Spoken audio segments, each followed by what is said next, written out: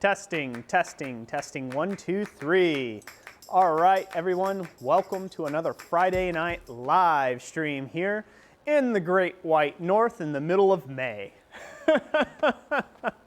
You guys missed it about 20 minutes ago. It was literally fluxing me in here, influxing Jessica. How are you doing this evening, Jessica?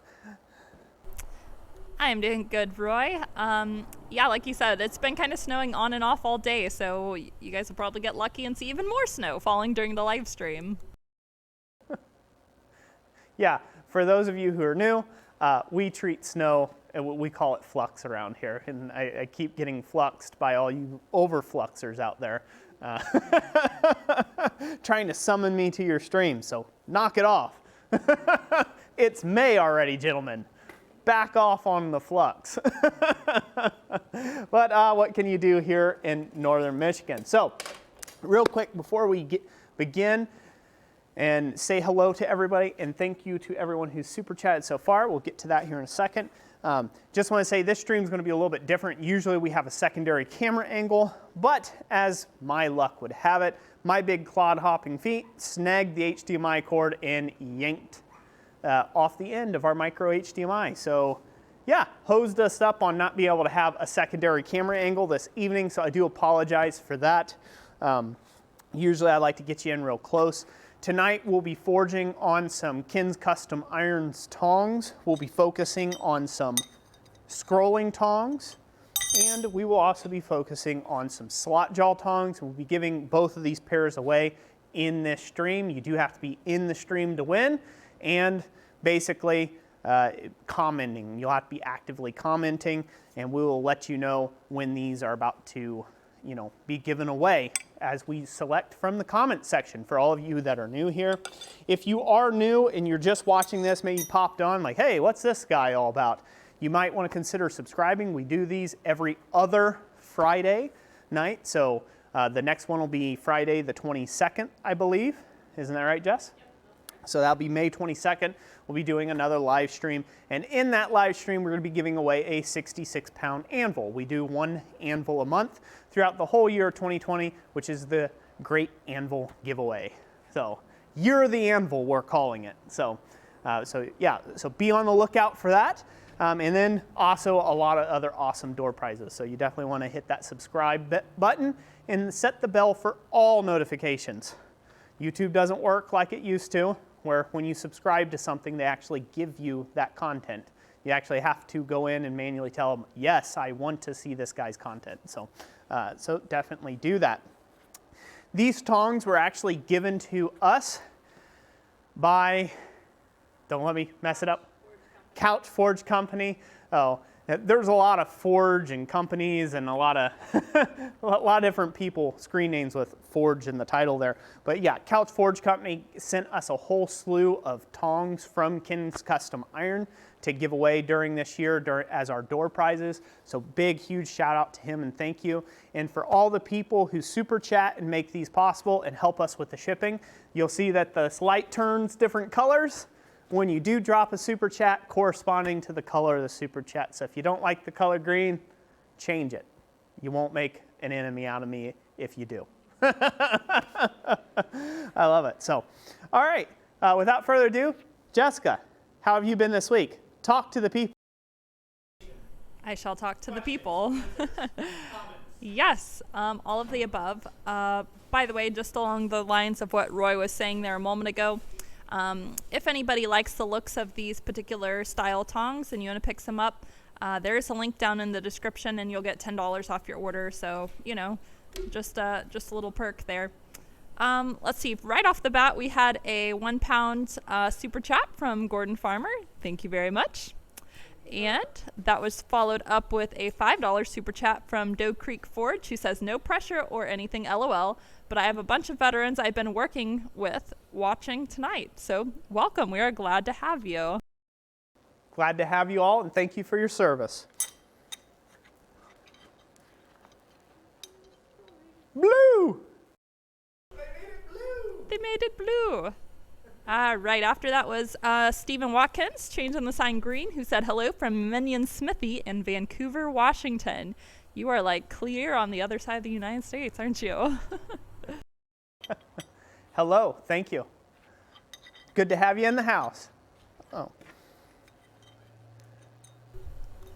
Also, Yamas, thank you at Island Metal Forge for the $1 super chat who turned it blue. And I think there's one more in there.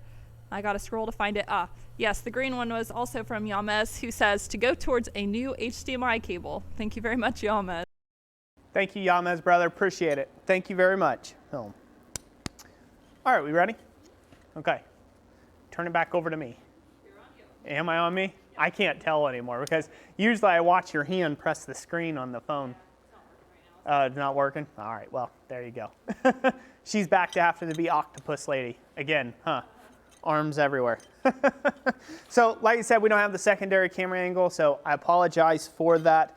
So I will try to refract light off of what we're working on. We're going to start with the easiest bits, which is the scrolling tongs. We want to start with the jaws first. We're going to draw those out into a roughly a cone shape, if you will, and then we'll flip it around, work out the reins, and then rivet them together.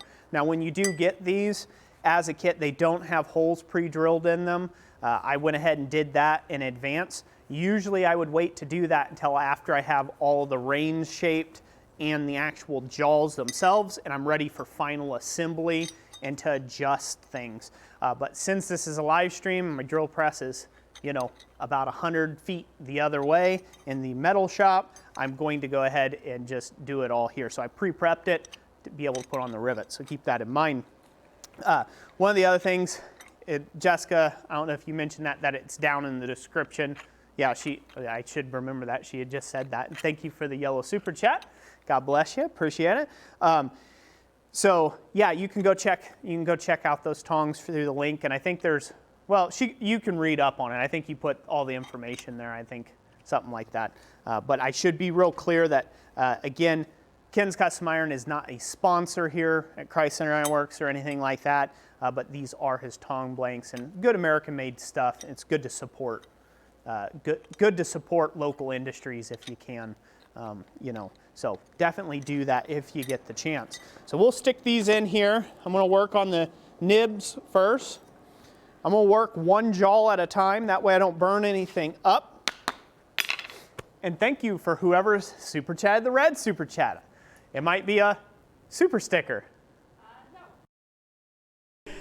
No, this time that one was from Charming Hollow. The one from before it was from Kevin Tooley, who did not leave a message, but thank you very much for the super chat. Thank you. And then it was actually orange, but it turned red. That one was from Charming Hollow Forge, who says, hello to my northern isolationist friends. LOL. Thanks again, you guys, and blessings to you and your trees. Thank you, Hans. God bless you and Amy. Appreciate you all very much. Thank you for being here. My southern isolated friend.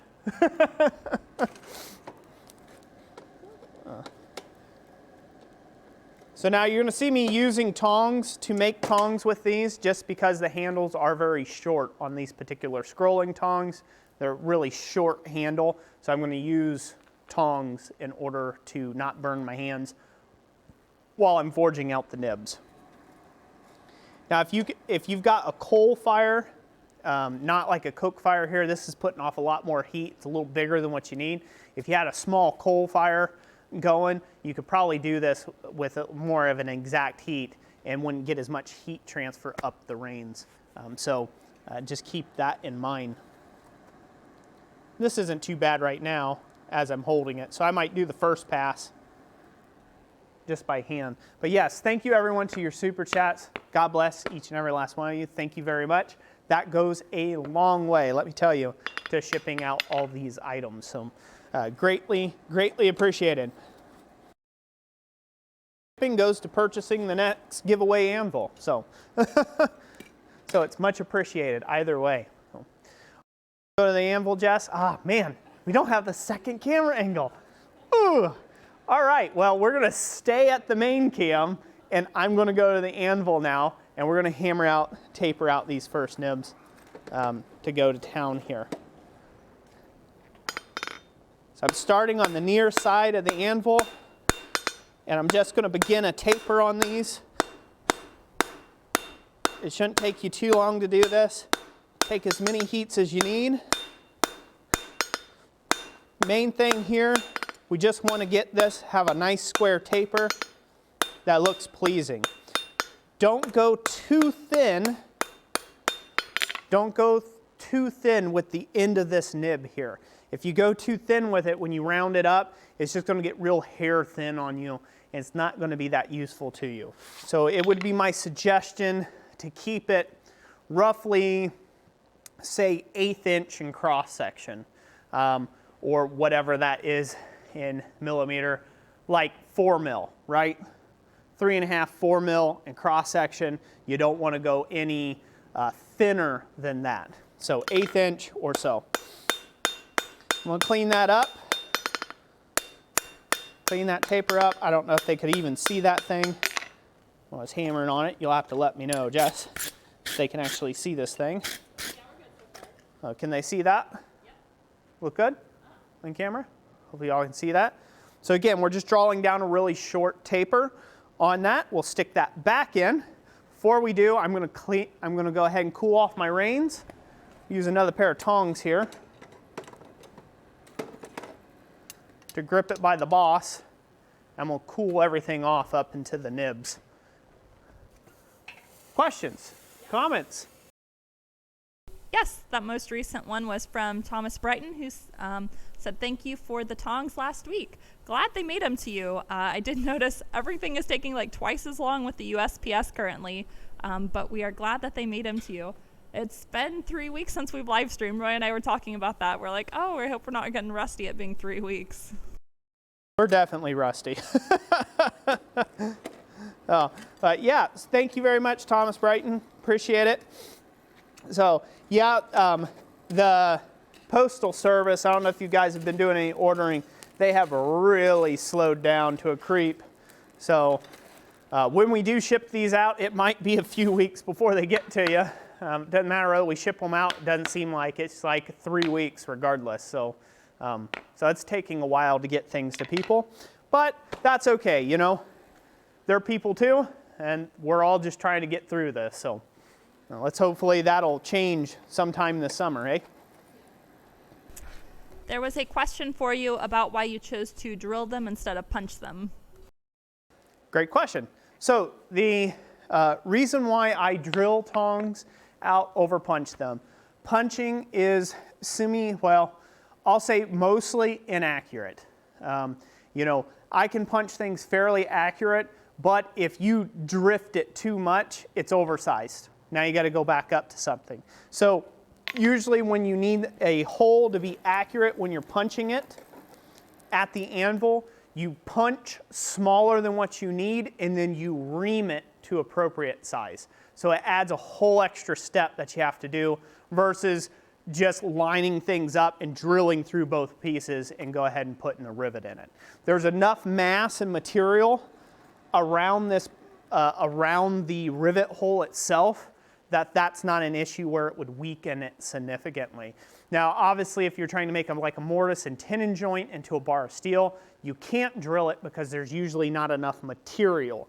You make a slot punch, then you drift it, and then you might ream it to appropriate size after that. So it's just eliminating a whole step.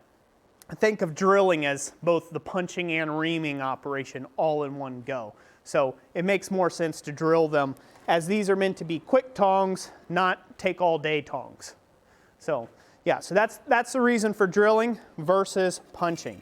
Yes, I could punch them here, but to do it appropriately and accurately would require reaming after the hole has been punched, which just takes extra time.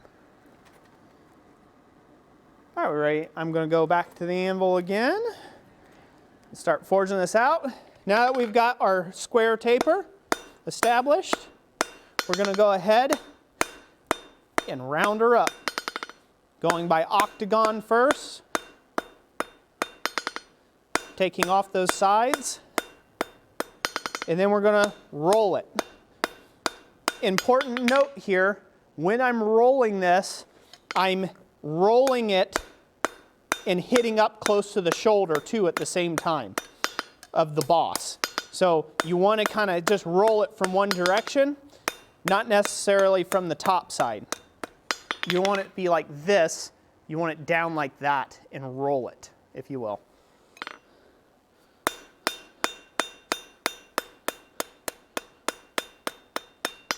Now, a good professional job of this would be to take this to a belt sander or with a file that you may have. I'll give that a little offset there.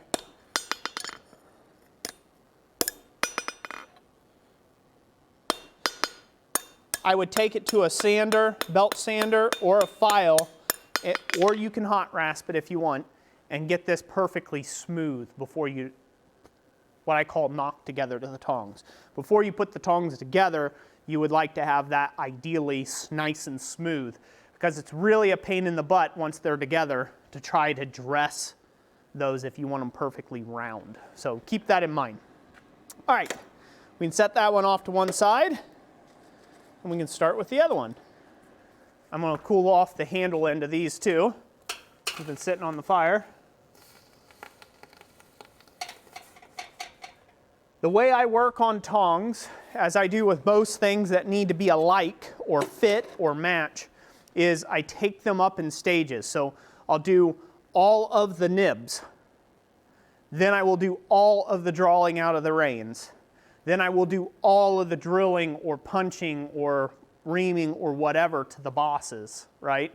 I will do all of that in one step, and then I'll do all of the riveting in one step. So that way you keep everything identical and you can kind of keep track of where you're at a lot easier. The last thing you want is to have one jaw that's almost perfectly complete. Then you're trying to make another jaw match that jaw, but you're drawing out the reins now on your new one, so you can't, you know, on your first one you're drawing the reins out while you're trying to match the jaw up from the other one. It just gets really confusing real quick on you. So work on the nibs, then on the reins, then on the bosses, put them together, rivet them. You've got a really nice looking set of tongs. So order of operation, in other words, is very important.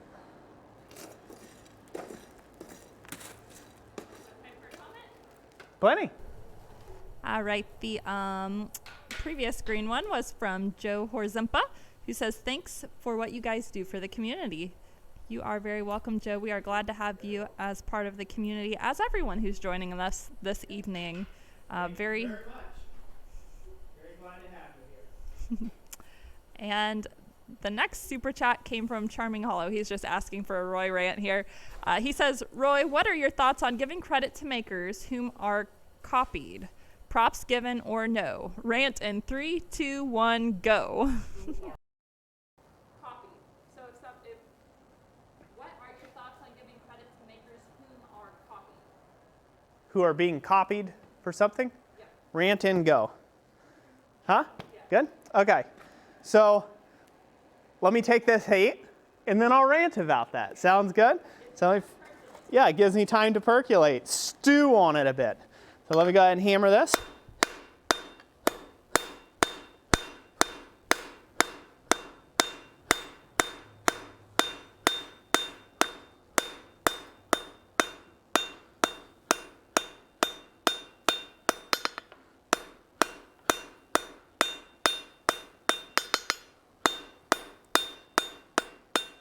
I bet you there is a whole interesting dialogue happening in the comment section around that question, because it could be a quite divisive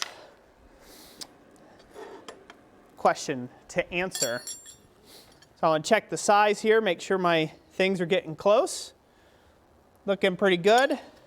They're forged to roughly the same shape and size. That makes me happy. All right, brush this real quick. Just get a little extra junk off of it. Go cool the handle, and we will rant.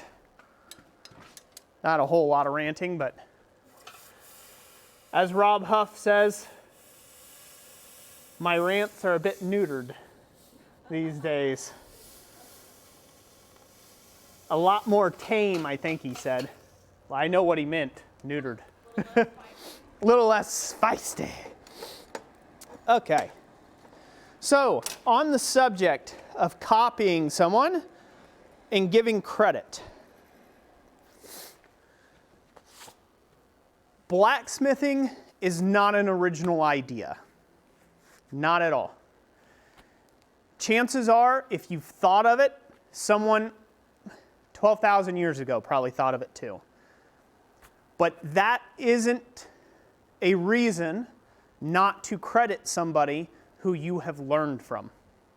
It shows more about your character if you are willing to say, hey, I'm not this big genius. I actually learned this from this person over here.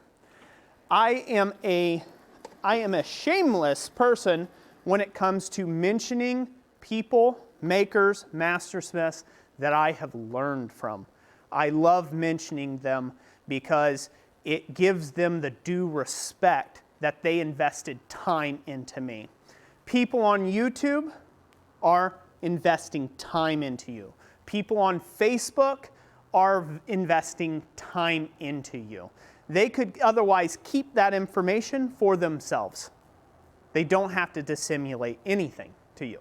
It's not a right. It's not a right for you to have knowledge. It's not.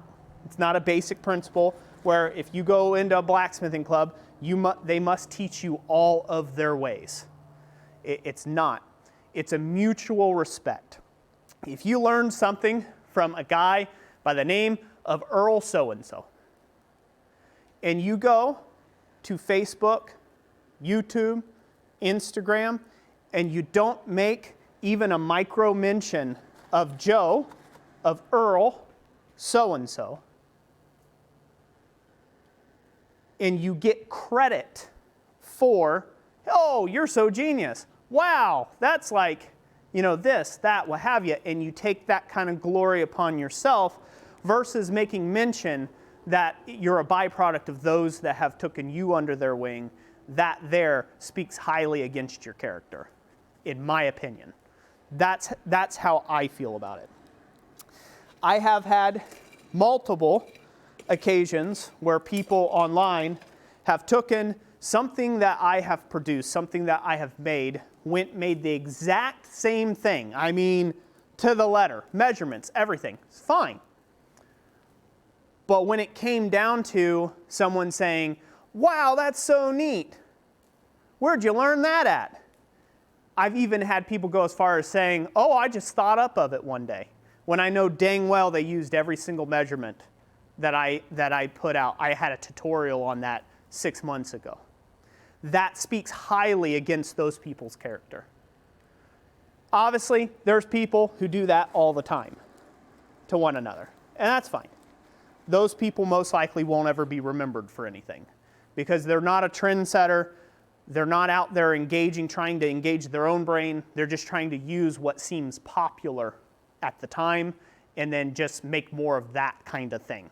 So they're not coming up with anything new, so it's very short-lived because they're not doing it for the passion of it.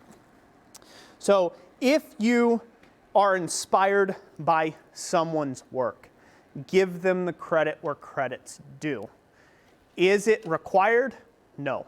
But again, that speaks against your character personally, not against theirs. Nothing out here is nothing in the craft of blacksmithing, this is my belief system, is just a right. It's earned. Your knowledge, your place, your amount of time you've got in the craft, the people you learn from, it's earned with earned respect from your fellow craftsmen and tradespeople. So, give credit where credit's due. And close. Let the chat be wild. While I was talking, this is hot and I've got to cool off the rain again and get it hot one more time. You can go ahead and give me rebuttals, Jessica. Okay, I mean, they're definitely commenting. They're saying, we blame Hans if Roy burns those tongs up. So. Hans, it's all your fault. Yep. Oh. Let me give one more thing here. All right, go ahead. I'll give one other little bit to that. Nothing brings me more pride and more joy outside of my family, my loving wife, my kids, saying they love me or they're proud or they're this or that.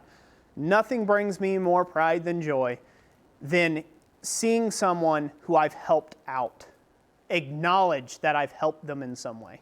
Tag me in an Instagram post when you've made something. It's not just to tote my ego, it actually makes me feel good knowing that I'm actually making a difference.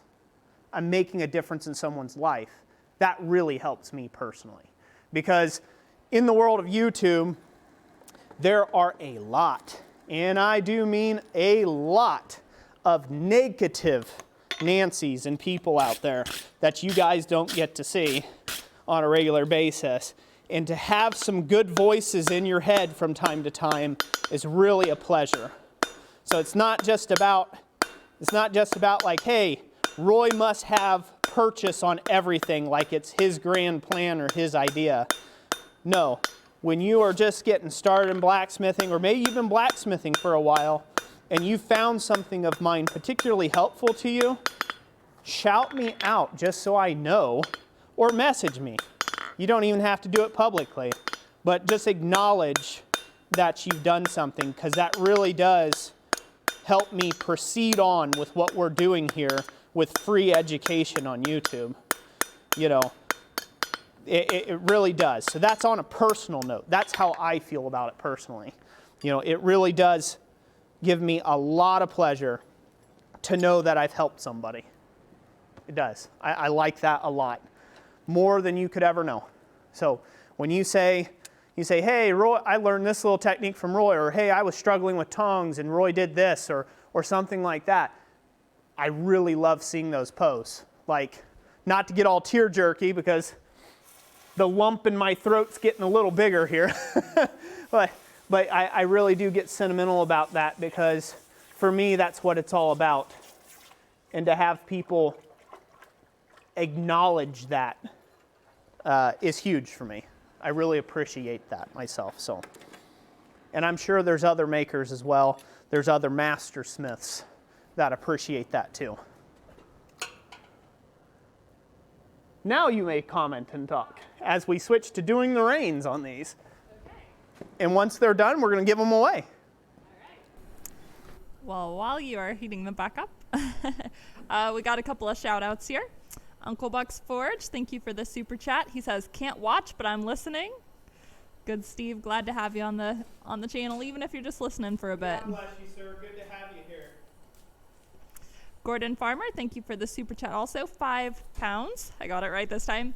He says, could you please shout out a new female blacksmith, my new girlfriend, Charlotte, please? And borax is on the floor. Yes, there's plenty of borax. There'll probably be more. Plenty of borax in here. Well, shout out to Gordon Farmer's girlfriend. Yeah. Congratulations. Hello, Charlotte. Welcome to the family. And also on the note of the Roy rant, Brute Lemon sent a $10 super chat who said, fantastic rant and well said. Good. What was the name? I'm sorry. Brute Lemon. Brute Lemon, thank you. Thank you very much. It's back to me? Yes. Okay. It's a very hotly contested thing. There's some people who don't believe that you should have to shout out anybody because, blacksmithing is as old as people are, right? All of humankind's existence, and it's probably already been thought up of before. And there's some techniques that I apply in my everyday forging that I don't just, like, as I'm doing a tutorial, I'm like, and I learned this from, and this next hammer blow I learned from. Like, it's not like that.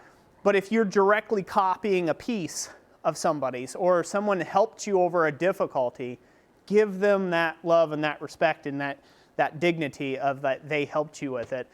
Because, like, I've seen the non-shout-outs happen more, not from the beginners.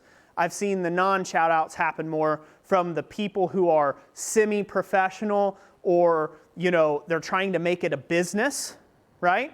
And so they feel like maybe they would, I don't know, not look competent if they said it was somebody else's concept or idea that they're modifying and making their own, right? Like, I've seen it more in that department than I have elsewhere. So, again, it's one of those things that could be contested, but like I said, it's more about your character than it is the makers that you're kind of not talking about their, how they have helped you. It's more against you on that, so. Great question. That's a great place for conversation and more dialogue. And again, if you think I'm dead wrong, have that polite dialogue in the comment section. I mean, that's what it's for. Civil discord is good. Sally Creek Forge says, so what you're saying is that those selfless acts of you sharing the knowledge is selfish in a way. Thanks for being selfless and selfish at the same time. It is very much selfish. Again, I told you nothing's for free. I've said that before in another rant.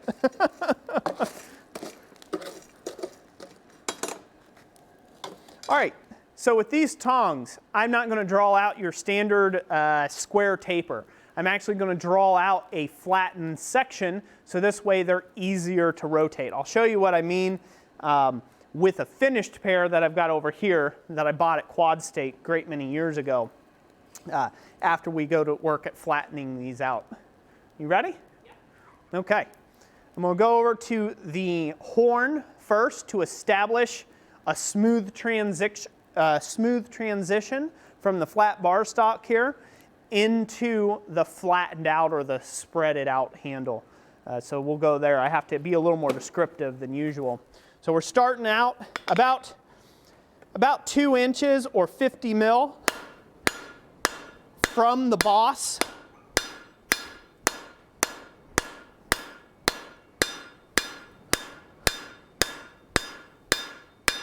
And we're just using full face hammer blows to kind of neck that down. And then we're going to go to the flat of the anvil. And we're just trying to hammer this and compress it straight down.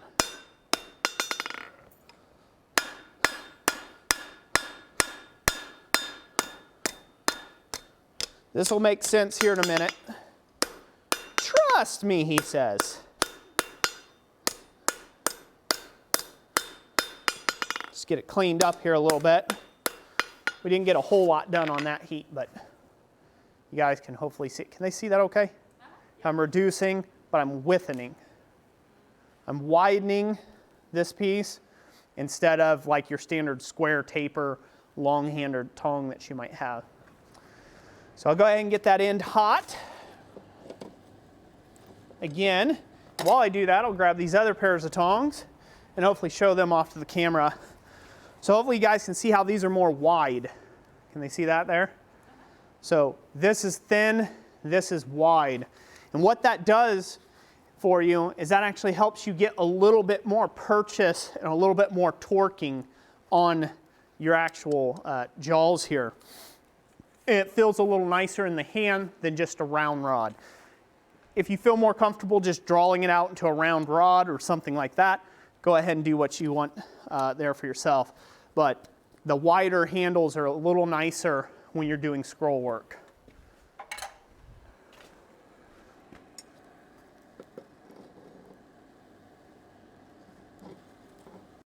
Got time for a comment for a moment? Yeah, almost there, so go ahead. All right. Castles Fowler sent a $20 super chat and said, well, you guys have helped me more than you know because I started smithing about 2 years ago, and with only one blacksmith in all of my town, there's none that I can apprentice with, so my only way to learn is YouTube University. Awesome. Well, I am glad we have really helped you out. Thank you so much for the $20 super chat. God bless you on all of your journeys. Thank you very, very, very much. Good to hear. All right, to the anvil. We're going here. I know there's nothing for you to do. Try to get the work done while I'm at it.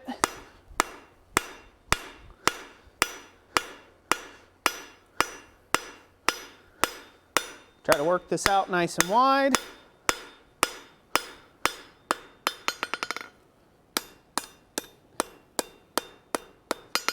Dress that up a little bit.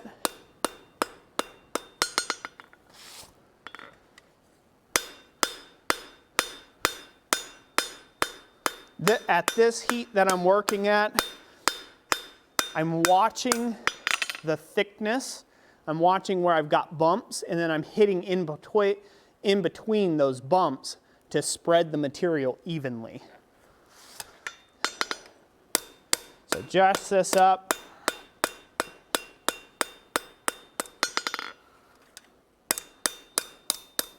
No, they're not going to stay arched like that. Just a byproduct of the hammering.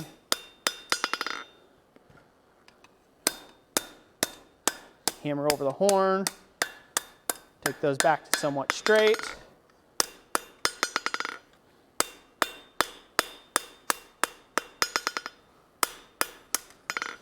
Again, this is where it's good to work each tong at its own stage in the process. We're going to take one more heat on this, because I feel that it needs it to clean it up a little bit better. Because while you're working on this and fiddling with this, if you had another piece in here, it'd already be burning up on you.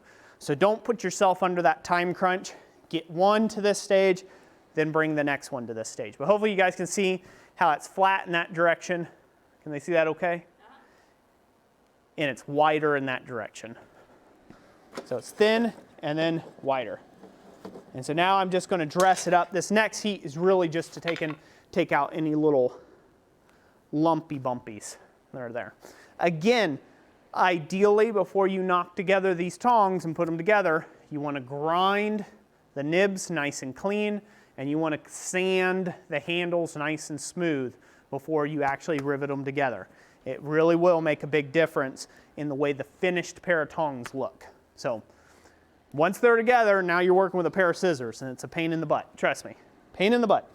No need in causing yourself extra stress if you don't have to.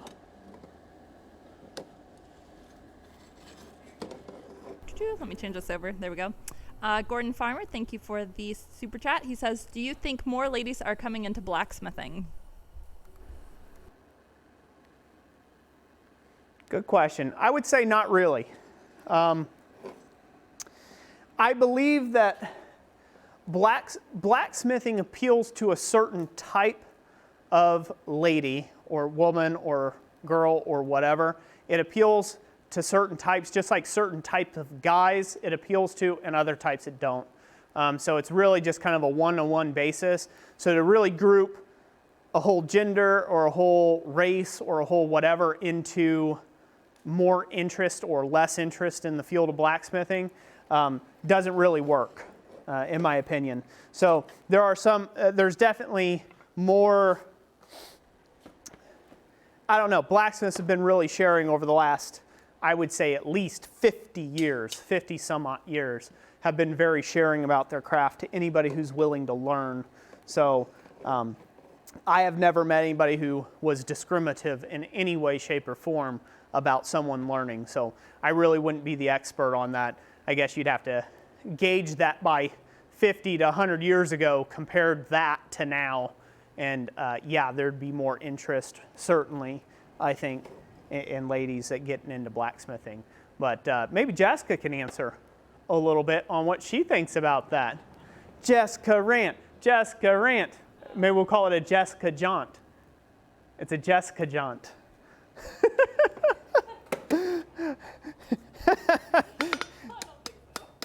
Fellas, you know how you know when you've made your wife uncomfortable?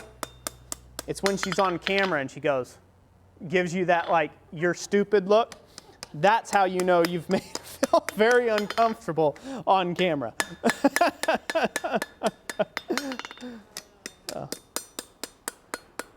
She doesn't want to share her thoughts or opinions on that. I can. It's just not a rant.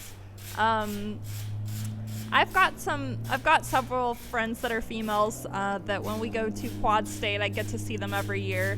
I can't say that over the last couple of years I've necessarily seen that number increase, but Well, just for example, on our channel stats, there is about, I think it's about 5% of our audience is female, so a very small percentage relatively.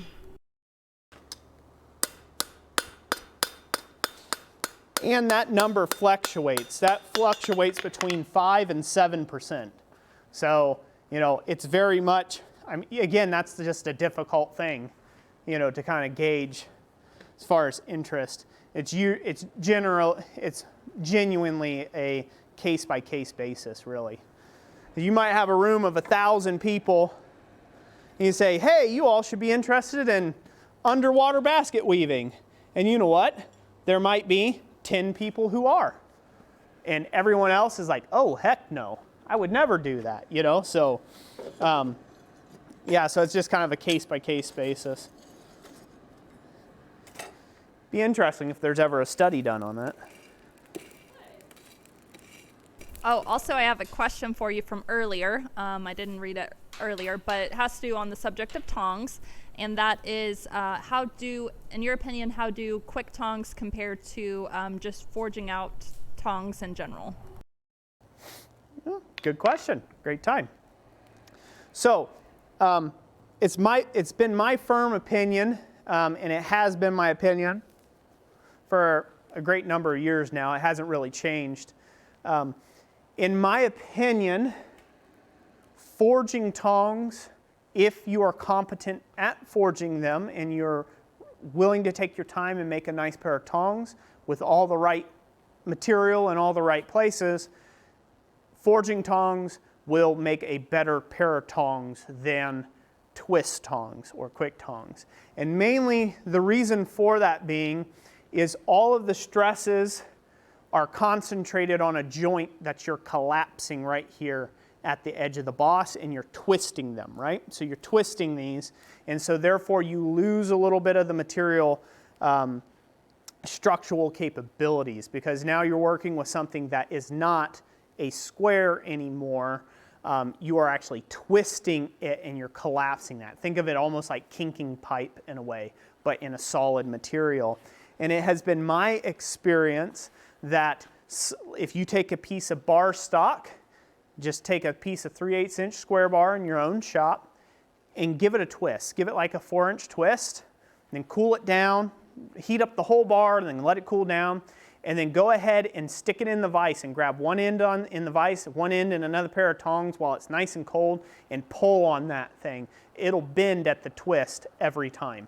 So the twist is not as strong as the parent material because it's not resisting those forces just by the pure geometry of it. With that being said, you cannot possibly forge tongs as quick as what you could do quick tongs. So if you are not very, if you're not very capable of being able to forge out a whole pair of tongs from scratch by yourself, these are a perfect option for you. And there's probably guys who have had these and they've used them in their shop for years and never had any problems out of the jaws. And that's fair enough. That's a good thing. Again, your mileage will vary on that. So it's been my experience that twist tongs are generally a bit weaker than your regular tongs. And then one last caveat to that is to help you make your decision. If you're making slot jaw tongs from scratch, how many times are you going to be using those slot jaw tongs? It may not be worth the 4-hour investment of you swinging a hand hammer by hand to draw out the reins out of 5/8 inch round stock to make yourself a pair of slot jaw tongs that are going to be able to, be used for the next 40 years, especially when you don't know whether you're even going to be smithing in 40 years. So if these cost you $20 or $25 or whatever, and you make them in 15 minutes, and they last you 10 years, buy 20 of them if you want to go, if you want them to last your entire lifetime, right? Because you can. So that would be my suggestion on that. It's really about price or value for time, I should say. Not price, but value for time. For me, if I was going to make a pair of slot jaw tongs, I'm just going to buy them like this and twist them up real quick, because I probably got a project where they would be real nice in literally 15 minutes without me running my mouth. I could have a pair of these knocked together, no problem. So just something to think about. It's about value to time type deal. But you're generally speaking, forged tongs, if you're competent at forging tongs, are going to be better than your twist tongs. If you're not competent at forging tongs, go for the quick jaw stuff, because it's going to make a better tong for you. There's a note here from Neil Graham that says, my first set of quick flat jaw tongs from Ken's is 2 years old. I've adjusted the tongs at least a dozen times to hold different material, and they're just now starting to get weak at the twist. Good. So there's a great example. You know, in my shop, you have to understand too, a lot of my perspective's coming from a professional forge here. I forge every day, or almost every day. This week I didn't do any forging at all. I was working on another special project that was more fabricating than anything. Yeah, I've been working at that. So again, but most days I'm forging, so I'm using them a lot, and I do mean a lot. So that's just my experience. Now, if you're doing it full time and they last, great. But again, as a hobbyist, they might last you a decade.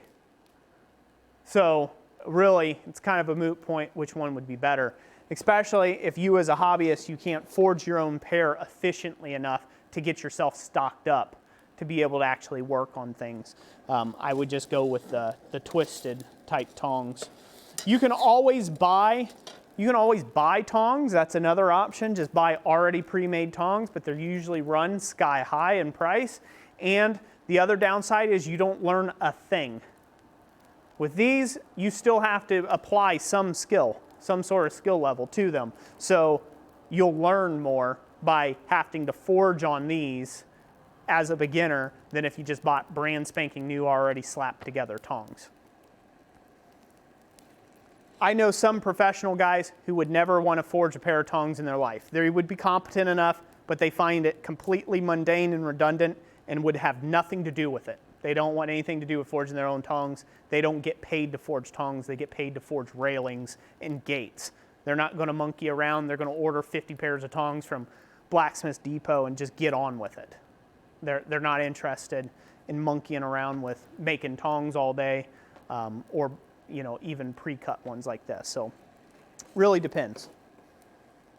I'm going to go to the anvil. I know I'm just going to keep saying it out of habit. Again, 50 mil.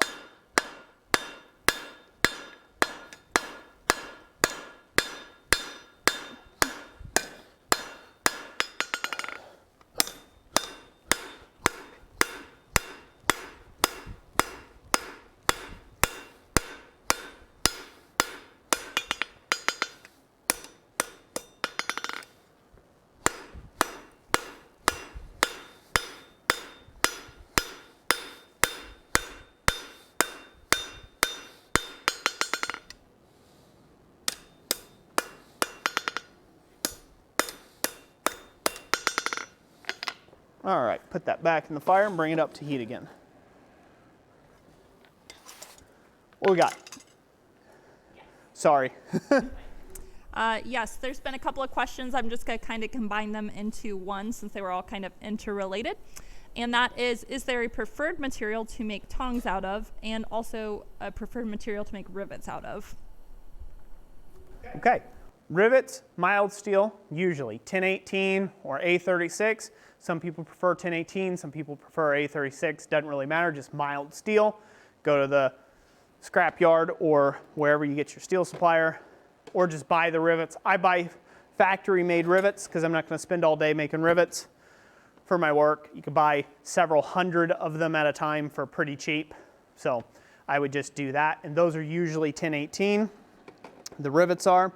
As far as the tongs, preferred material, a lot of tongs are made out of mild steel as well. 1018. Thank you for all the super chats, by the way, that are rolling in there. God bless each and every last one of you. Most of them are 1018, but there are some people that like to make them out of like a 1030 material, which is like a very low medium carbon steel. So it's a tough steel, something like what you would find in digging bars, things of that nature. It's a low carbon content steel, but it can get hard. It's a tool steel basically. And then some people do 4140 and some of these other things, other weird alloys. I don't think for tongs it's worth going that high. Now, for scrolling tongs, it's a bit different. I would suggest something like a 1030, even up to like a 1045 for making your scrolling tongs out of, just for wear resistance. If you're drawing down your nibs really thin for really tiny, delicate work, because they have to resist the torque of you torquing on them. So it really helps for them to be a little more on the rigid side of things. But I've got plenty of mild steel scrolling tongs that work just fine. And I've never had any problems out of them. You just keep the nibs cool and they work just fine. So my preference would probably be mild steel. All right, I'm gonna hammer this out some more. And then you can bring up the super chats.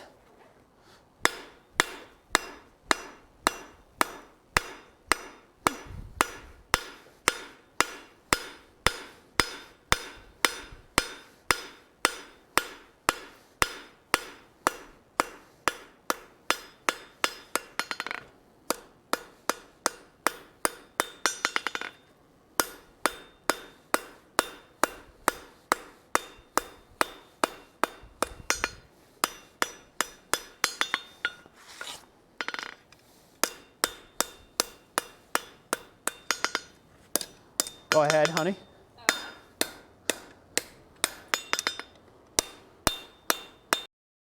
All right, the two super chats were from Metalman and from Yamez with the mustache super sticker. So thank you very much, Metalman and Yamez. Got a little more to go on that for both the length and width.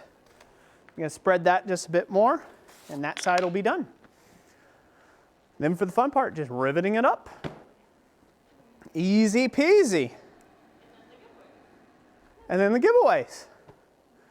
I don't know how long we've been running for. Almost an hour. Almost an hour? Okay, so that's about right.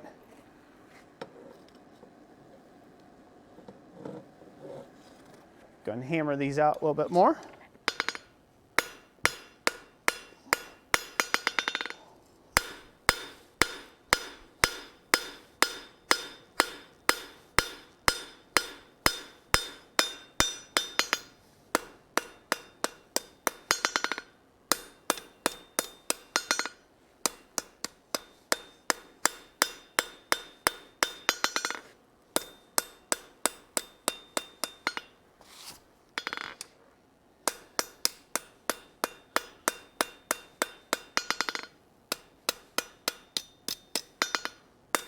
Questions? Yes. Drop me questions. All right. Let's see here. Let's see. Big Dog Forge, thank you for stopping in. Hope you have a great weekend. There's a question from, let's see, if you know where to get bulk rivets at. Yep, Blacksmith Depot. That's where I get them from. I'm sure there's some other online sellers, but they've got bulk rivet packages, and that's where I get mine from. And come out. It's a really nice product. It works well. It's clean. It's effective. So that's what I'd recommend. The next question is from Jeffrey. He asked what the most versatile type of tongs is if a beginner could only start with one pair. That is the question, ain't it? I would say flat jaw. Just get a flat jaw pair of tongs. That way you can turn them into whatever suits you best. That would be my answer for that. Next to that would be wolf jaw tongs, just because they hold a variety of different stock sizes, but they're not so nice on flat stock. So, you know, you kind of pay the price there. A lot of what we do in blacksmithing is working with flat stock or banding steel or whatever. So that's where I'd say, like a pair of flat jaw tongs, you can turn them to into anything you like, whatever tickles your fancy with a pair of flat jaw tongs. With a pair of wolf jaw tongs, you can hold various different sizes of bar stock, and so that's where I would go with that. Hopefully that helped you. Great question. The next question is from Brett Larson, who says, Roy, I know you've said it before, but I don't remember. Do you buy your hammers or do you make them yourself? Make them. I used to buy my hammers, but then I took a class with Tom Latney where I learned to make my own hammers, decorative hammers. That's where this one came from. What was that, 7 years ago now? 8 years nearly? Yeah. 7, almost 8 years ago now. Yeah, made this hammer. I've been using it ever since. It's a wrought iron hammer with steel faces welded in. So, yep. So ever since then, I just like the feel of a handmade hammer. So I make my own.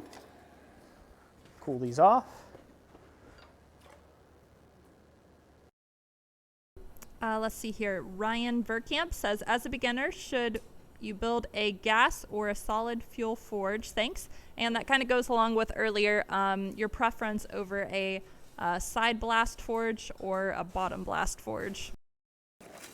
Okay, so I'll answer that hopefully in 2 parts. So preference for side blast or bottom blast. I've never worked with a side blast, so I don't have a preference towards it. I've always only ever used a bottom blast forge. As far as the argument for coal or gas as a beginner, using gas is simpler to get started on because you're not necessarily having to learn to control your heats and your airflow and things like that like you would have in a coal fire. But it is also a hindrance to you as well because you cannot control your heat either.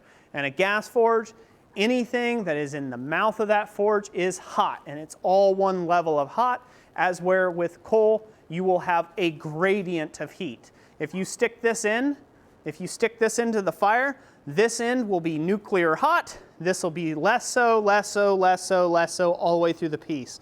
So you'll have bright white heat here, lemon yellow here, bright orange here, dull orange here, red here, right? If all that was stuck in the fire at once, you'll get a gradient of heat if you're feeding it through the fire. So you could localize heat like I did in this first initial forging of these. I was able to hold on to the handle end. You could never forge something this small in a gas forge.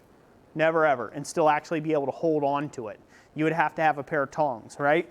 So being able to forge this nib, I got it hot to here, and I was only able to heat up that much. So this is a real big advantage to learn coal if you can, solid fuel.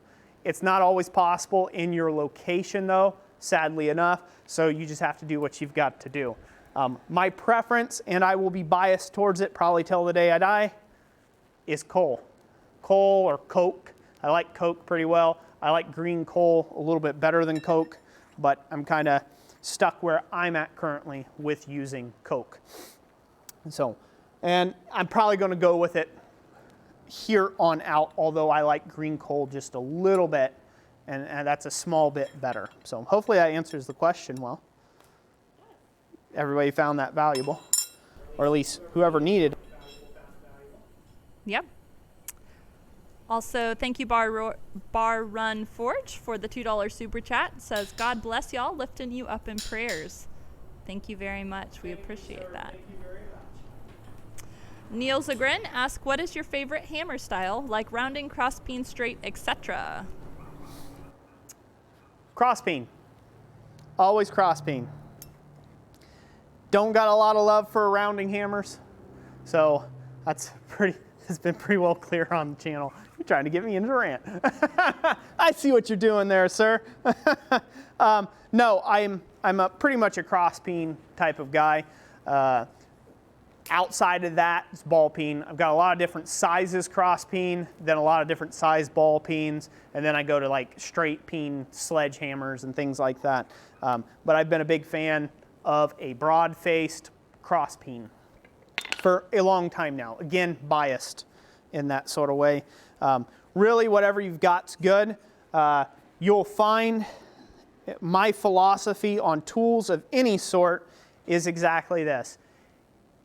It is not the tools that make the smith, it's the smith that makes the tools. So, you know, modify, forge out new, make what suits you, not necessarily what's popular at the moment.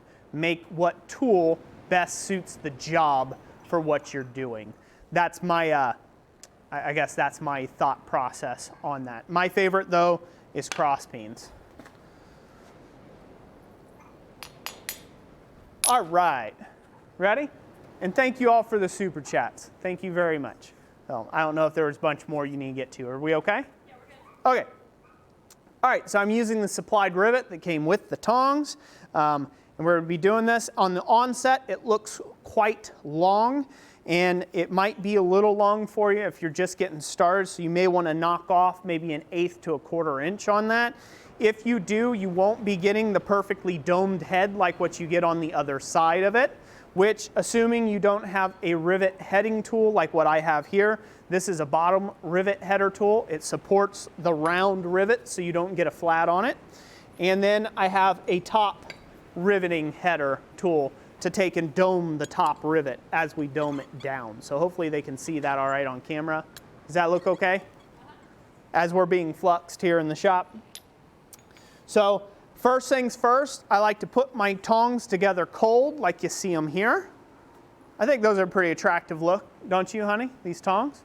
Pretty attractive looking? Of course, before I send them out, I have to do some cleanup work on them, but I'm going to rivet them together just so you guys can see, and then I'll do all my cleanup work on them to get them all nice, the rest of the way fitted up perfectly. But so first things first, we're going to leave them spried open like so. We're going to use the top one, or the one with the unriveted thing. We're going to put that into our rivet heading die, and we're going to give it a couple good cracks. And what that's going to do is that's going to tighten up that joint just a little bit, so it holds these pieces together. And now we're going to stick that end down in the fire, and we're going to get that hot. Watch the nibs that you don't burn the nibs up.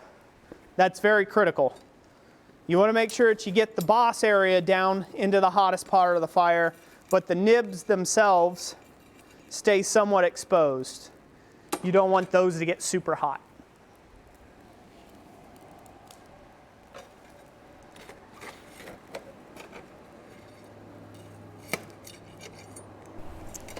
Also, yes, thank you, Gordon Farmer, for the super sticker. It's a pear holding up a cup of coffee.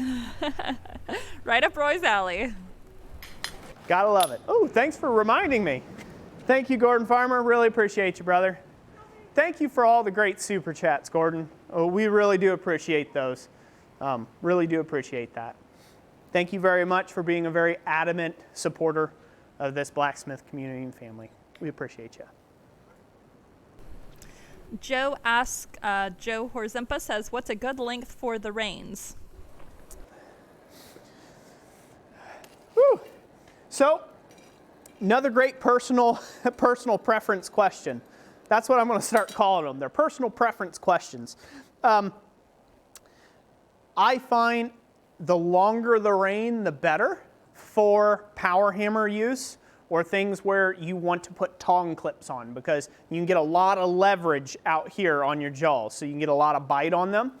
If you're going to be going around to a lot of shows, or you have a workshop that you're always moving in and out of a garage, I would say somewhere between the 12 to 14 inch length overall tongs are about right or appropriate. So these here, these will be about 12 inches overall, so 14th would be a little longer. 16th, 16 or 18 inch tongs are going to look more like this. Those are more like your traditional standard length tongs.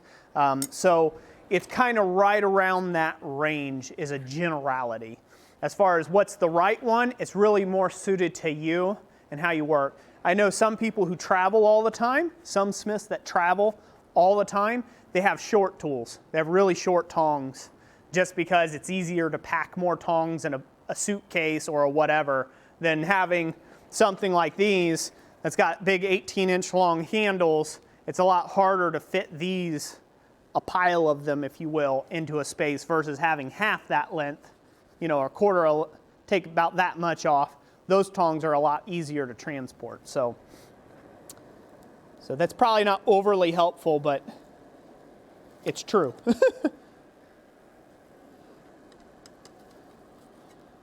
So these are almost up to the perfect heat here. Let them heat up just a bit more.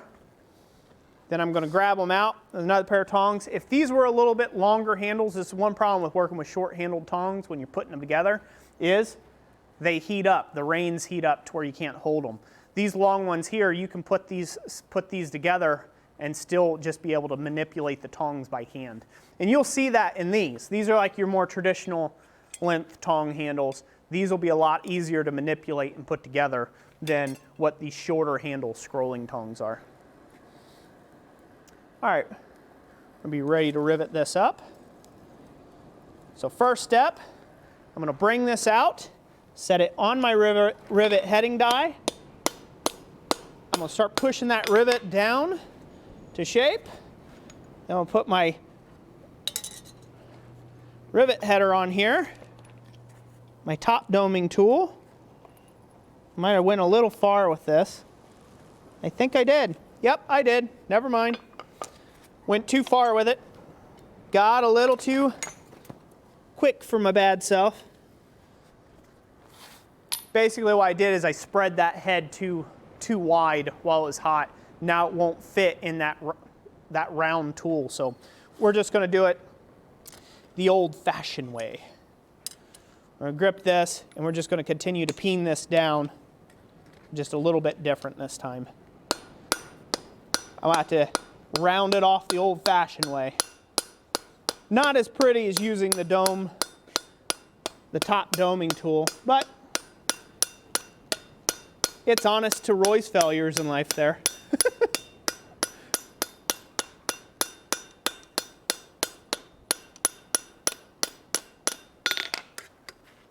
All right, there we go. We got that riveted down. Obviously not as nice as the other side, but hey, when you're working with a guy like me, you get what you get. So now I'm going to tap that back, get them in line, and so now we'll heat these jaws up and put them in line with one another. And this will be the final heat on these. We'll adjust both the nibs and the reins in this heat. And then we can give them away and start the next pair to give away. How's that sound? Good. Yes, Random Goat, Roy is doing 2 pairs this evening. We're a little over halfway through the live stream for those of you who are just joining us. Looks like we have 234 viewers, and we are sitting at 6:12 Eastern time currently. Thank you all so much for being here. Thank you for tuning in. I do greatly appreciate that. It's awesome to have that many people in the house. Hopefully you all are enjoying the content.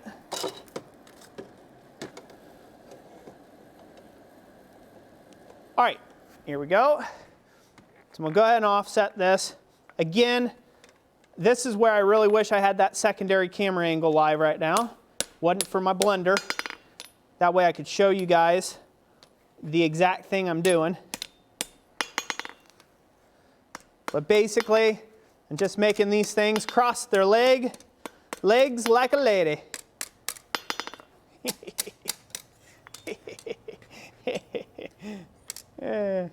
I'm going to pay for that, I'm sure. There's going to be rage.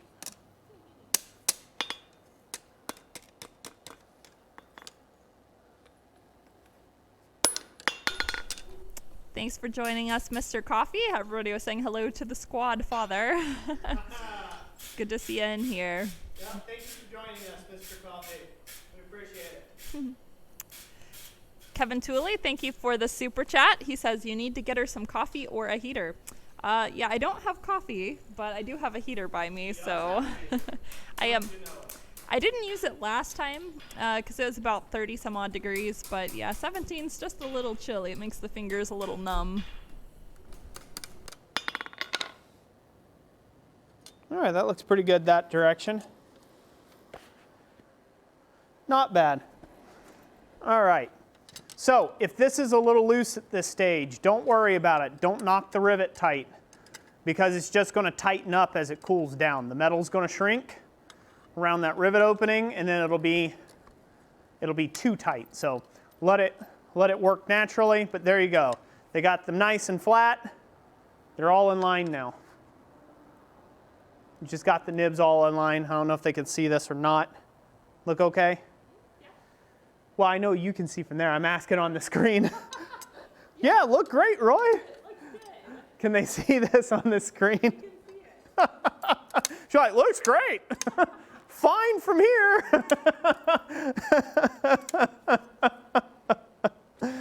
Oh, brother. What would I do without you, baby doll? I don't know. Yeah, I don't know. I'd go insane. She's the only thing that's keeping me straight on this planet. Oh.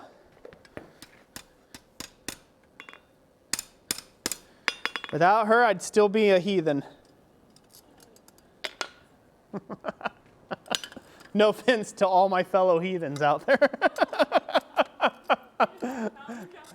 They just haven't found their Jessicas yet. Yeah, that's what it is. Oh, boy howdy. So there we are. Man, those are awful nice. Mighty fine looking pair of tongs. I would show them off to that secondary camera angle like I was about to do, but there's no camera there. All right. Old habits die hard. We're getting that fixed by next stream. Trust me. I keep like, hey, okay, guys, you see? Oh, wait a minute. No one's over there to look at it. So there we go. What do they think? Look okay? Let me look at the screen. Yes. Do they like it? Beautiful. Do they likey? I'll put one of my touch marks on there, one of my hot work touch marks. Bam.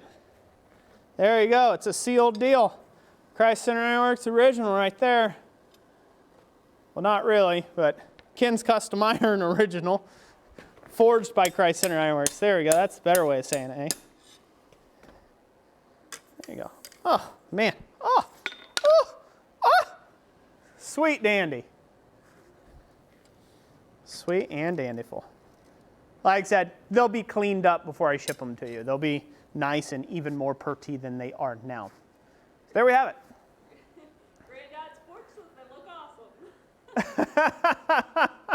Is that what he said? Yes.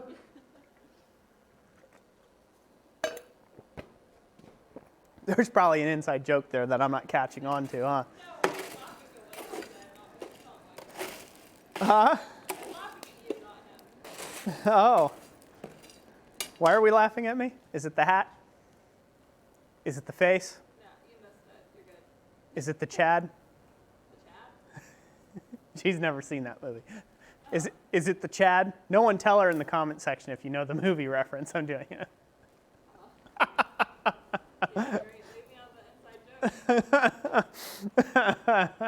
You're going to see it eventually, aren't you? It was the Chad. That's what it was. That's what you're laughing about, huh?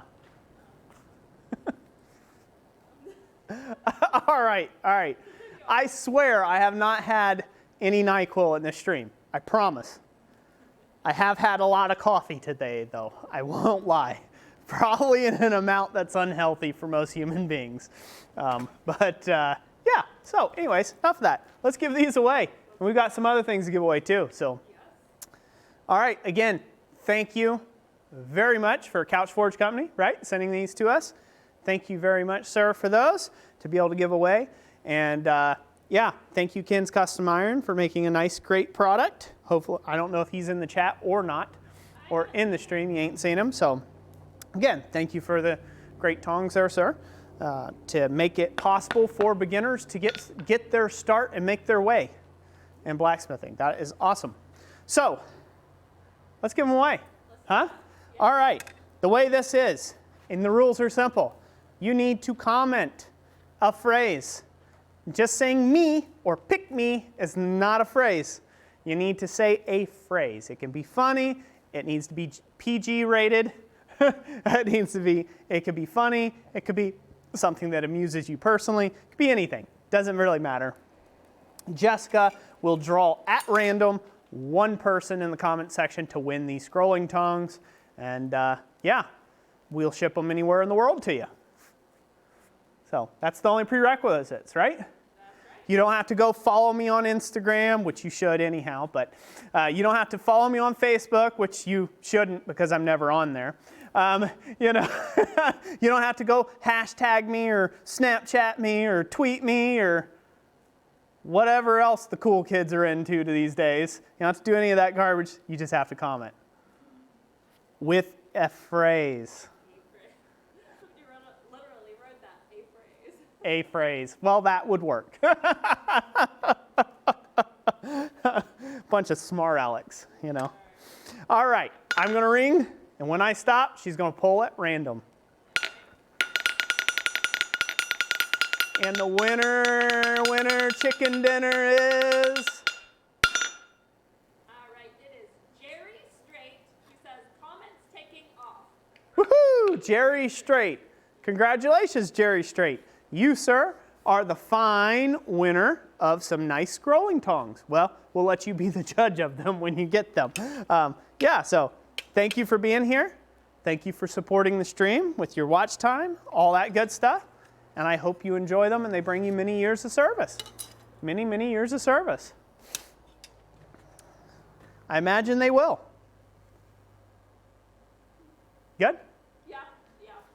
They come up with some very witty comments. They come up with some interesting ones, it sounds like, over there. All right, we'll set those out of the way. And now on to the other such dribble drabble. Let's move on. I also want to give away a few other things. So did you write down the name of the winner? Yes, sure did. Good. All right, so I want to make a real quick acknowledgement real quick. Just give me a second, gotta walk off camera. These were dry originally. Yeah. Oh. Yeah. So I wanted to say thank you to Dogbone Knives.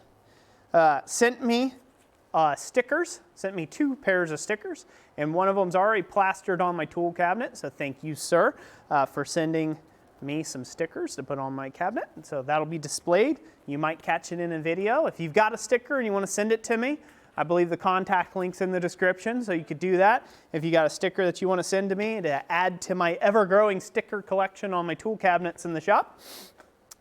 So I just want to say thank you for sending me a sticker. That's awesome, to Dogbone Knives. And then I also got from the man, the myth, the legend himself, Dana Maggiore. He has some awesome stickers that he made up for his own self of off-the-grid Ironworks. So pretty cool. Thank you, sir, for not only providing stickers that we'll be giving away in this stream, some sticker packs for our own shop, but providing me with these. I've already got the duplicates of these on a toolbox in the shop. So thank you. Thank you, sir, very much. So just wanted to acknowledge those. No, it's not a formal video or anything, but while we're at it, and on that note, let's give away 2 sticker packs. I would show it off to the secondary camera. Here you go. You can't see that at all, can you? No, you can't. Thank Roy's big feet. So this is a sticker bundle. If you're into stickers and having some of my stickers in your shop to plaster them to anything, that'd be great. Again, be sure, these are wonderful stickers, so once they're stuck, they're stuck. Just remember that. They come with the Year of the Anvil. This is a special limited edition sticker that we're only running this year. And then, of course, some of my regular stickers. So if you want to participate in that. So we're going to go ahead and give away 2 of these, Jess. And we're going to give away 1 at a time. And we're going to draw for them now. So just comment something. Ready? Yep. Go. All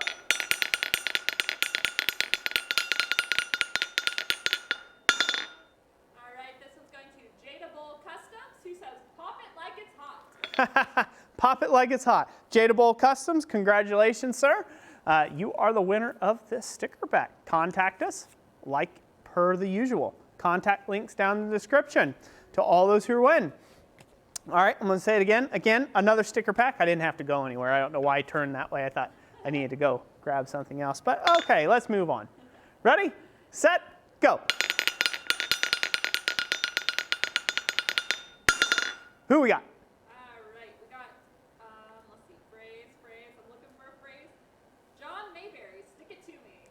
John Mayberry, you've been stuck, good sir. Congratulations. Let's go ahead and give away one more. Okay. Why not, right? Why not? We're here. We're standing here. People like free stuff, right? Do they like free stuff? They do. I need to get me a big teleprompter. Let me get me a big projector screen that rolls down, you know, because I'm like an aging man. And so I need to see stuff in like this big a lettering. That would be epic. Yeah, to have a projector right there so I can read comments. We got to make that happen. Okay. It'll probably happen after the flux cannons, but. And the big Quasimodo bell. We need to do the Quasimodo bell. That's happening. That's happening. How does that go again? Sanctuary! I'm not doing it. I'm not doing it. We're giving away another pack of stickers. Let's go. Who we got? All right. Possum Sausage, who says, "You're of the anvil." Possum Sausage. You are correct, sir. You're the anvil. Thank you for being here. There's another sticker pack. And we got one more of those to give away, don't we? Should we just go ahead and make it even? Yeah, sure. Let's just go ahead for easy math. We're going to give another one. See, you thought we were over with. And by the way, thank you to everyone who super chatted. I don't know if you've got a list of those going on We can go look at it after a bit. or are we good? I think we're good. Okay.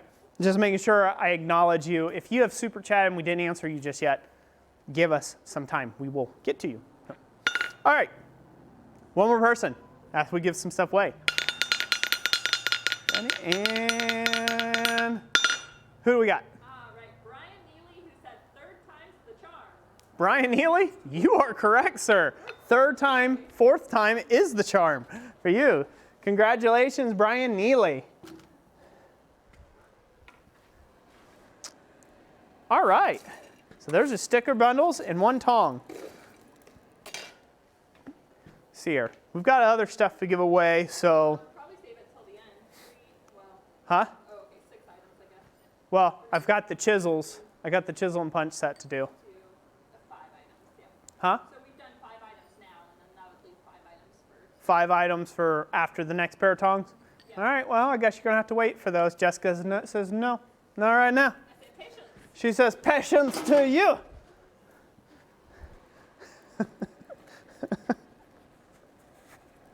oh, man. All right.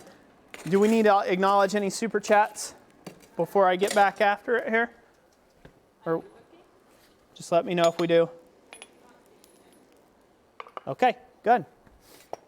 Well, not good, but you know what I mean. It's clear as a foggy morning. It would be better if there was super chats, but it's okay that there's not. It's good because we can move on with our project. It changed. There we go. Nice timing. I'm sure he didn't even hear that comment because of the lag, but that was from Aimless Adventure, who says, "I'm late, sorry." Thank you, Aimless Adventure, for being right on the joke, right on time, sir. You are not late at all. That is great. Can they see the vise there, Jess, to the left side of the screen here? Can they see this? Okay, good. All right. Huh? Oh, okay, just one more. I was going to say also, Yamas, thank you for the $2 super chat. Says, "Wish I could capture audio as well."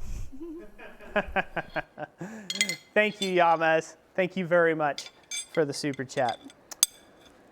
And Aimless Adventurer, right? Yes. Thank you, Jamal. And Gordon Farmer, you guys are awesome. Thank you.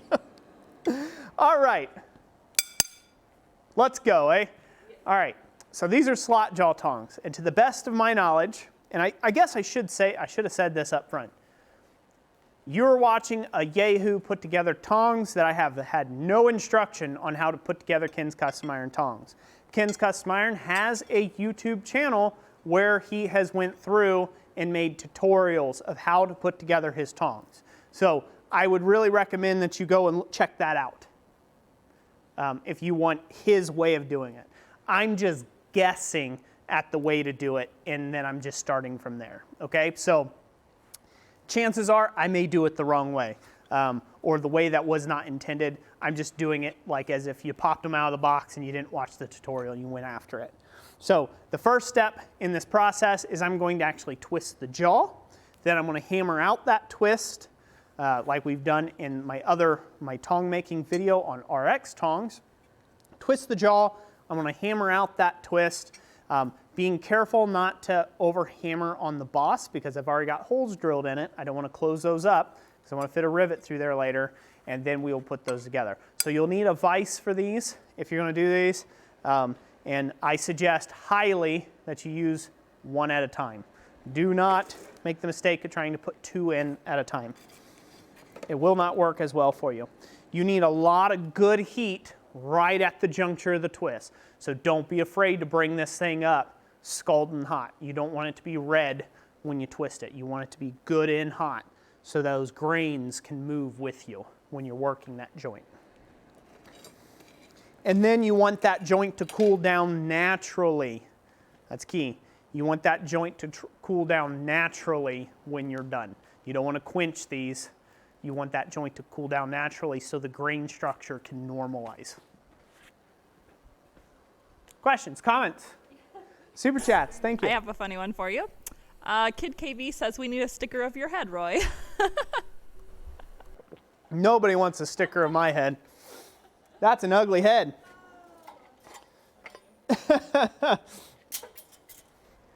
All right, another one. Chris Barbie, we are located in northern Michigan, right off of Lake Huron, which is where we get our frosty weather from. Yeah, 4 miles inland. Lake Huron. And Possum Sausage, I have your mailing info, yeah, so don't worry about resending it. It's in my document with all the contact info for the winners. Yeah, we live just below the 45th parallel, which, fun fact, the 45th parallel is halfway between the North Pole and the equator. So, there you go. And we live just below it. And when yes. I mean just below it, I mean just below it. Yep, all the seasons and Arctic weather and subarctic and all of the above. All right, what we got? The Sprinkle Donut Forge says Ken's Tong blanks are fun to assemble and they are a good value. Yeah, they are. Again, as far as the quality, you're going to be happy. I mean, you're going to be happy with them. I mean, there's not much to screw up with these unless, you do something blaringly to screw it up. Like, you forge on it too cold or you do something like that. Put undue stresses into the piece. They're a nice blank and they're a nice entry-level thing to get you started into making your own tongs. And you can very rapidly create a whole plethora of tongs for yourself in a very short period of time, which is a real big handy thing to have. So, all right, I'm going to go over to my vise here. I'm going to use my twist and wrench. I'm going to grip the boss in the vise so the boss doesn't move. We don't want that hole to move. And I'll put my twisting wrench on here. And we'll give this a twist to the left. Twisting it to the left is not necessarily an issue. You could twist it to the right if you want. You just have to make sure that you twist both halves the same direction. That's the only prerequisite there. So now that I've got that twisted, we're going to go ahead and get it hot again. And I'm going to dress out that twist. And then a little bit of shaping on the jaw, and that'll be that. Again, like I said, on these pairs of tongs, I did not watch the tutorial, so the Ken might have a whole lot of different ways, or he might have I'm sure he has a better way of doing these tongs than what I'm doing right here. So he probably has some recommended best practices for his own bit of kit, so follow that. Don't follow this yahoo in the north. So, yeah, I was going to wear my classic cabbie hat that I wear, my leather cabbie hat, but it is cold today. It's May, it was blowing snow in on me, and I just like, nope, I'm going to take Jessica's lead.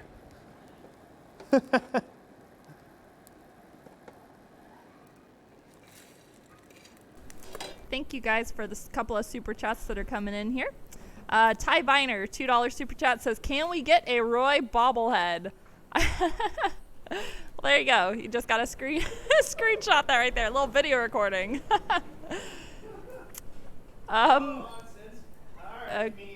Okay. Go on. Here's your chance. There's Roy's bobblehead meme. There's Roy, the bobblehead. There you go. Yama's probably got that. Yeah, Yama's. Also, Granddad's Forge, thank you for the super chat. And he says, "Happy Mother's Day, Jess." Thank you very much. I appreciate that. May is a busy month for us. Not only is it Mother's Day, it's my birthday and our son's birthday. So yeah, we have quite a few things going on in May. Yep, we have a son turning 6, a Jessica turning a not an age to be mentioned, and, and we have Mother's Day all in this month. And snow, blizzard, why not? Yeah. All right, I'm gonna go over to the anvil. We're gonna go over to the far side of the anvil. You almost changed camera angles, didn't you? So we went over to the far side and then come to the near side to hammer the flat. Again, the main purpose of this is just to hammer out that little bit of a twist. Don't overwork the joint. We're just trying to square that back up.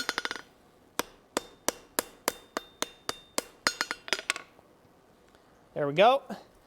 That looks good enough to me. As a guy I used to work in construction with used to say, "Good enough for the girls I used to go out with." And I'd always tell them some pretty ugly girls.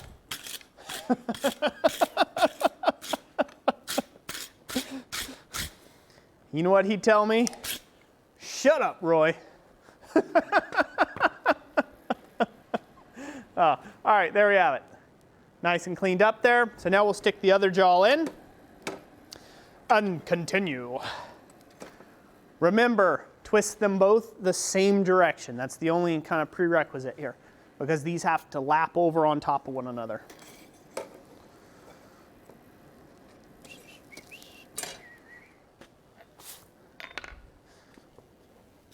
I'm probably losing subscribers by the minute.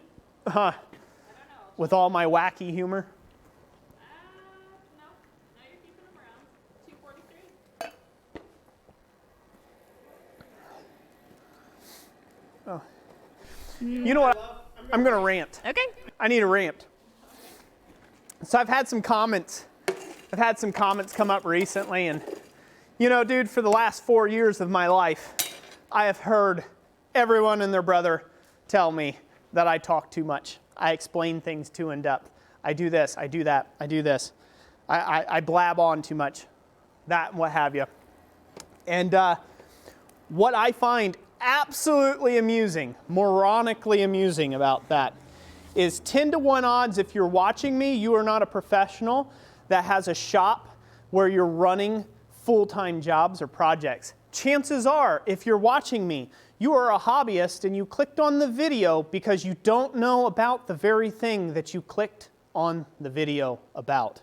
So the most hilarious thing for me in the world is for someone to tell me on a tutorial that I talk too much, or that I instruct too much, or I give out too much information. I would love for you to tell a college professor that. You know what? I spent $60,000 on a degree, and what did I learn? Not a bloomin' thing. Why? Because that dang college professor talks too much. It's called learning. It's not a new concept. You have to use your brain and remember what someone's saying. So, anyways, sorry, that's my little rant from this week. I just had several commenters this week that were just special. It was like one right after another going across. And I just find it hilarious because they were on a basic or a beginner tutorial telling me that I don't know what I'm doing, yet they're the one who clicked on the video on a beginner basic tutorial. So Yeah, very hilarious. Very hilarious. I laugh on the inside. I also cry, and I also punch stuff. All on the inside. Far unfortunate. What do you really think, Roy? I can't say. I can't say. I represent Christ-centered Ironworks here. I can't say what I really think on the inside because that would not be Christ-like. Like I need to. So I do my best to keep the old Roy under wraps. So, like I said, I used to be a heathen. Enough said. They said I was an angel when I floated across the screen. I moved the box when you're over at the... Yeah, I moved my video feed over to the other side so it wasn't on top of you when you were working on the vise there. All right, we'll go over to the vise again. Let's go ahead and bend this. Enough of my malarkey and rants.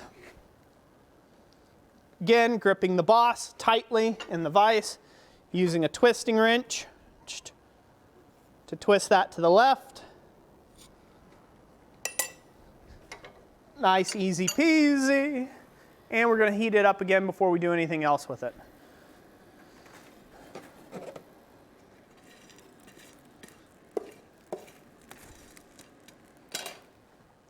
All right, what we got going on? You're giggling over there. Yeah, if I read it, I'm going to extend the Roy rant, but I think that's what they want. So, let's see. GWI Railroad says, keep talking, Roy. Your videos are wonderful. Jim Bob the Impaler says, right? Yelling at a teacher for instructing the students how to do something. Kids these days. It's not kids. It's grown. That's the worst part. It's grown flipping men. It's like, you should know better. It's like, and this is also the most critical part of this. It's for free. Beggars can't be choosers. Like you don't get the chance to gripe about something that costs you nothing but your eyeballs and your retinas watching the TV screen. You can't gripe about it.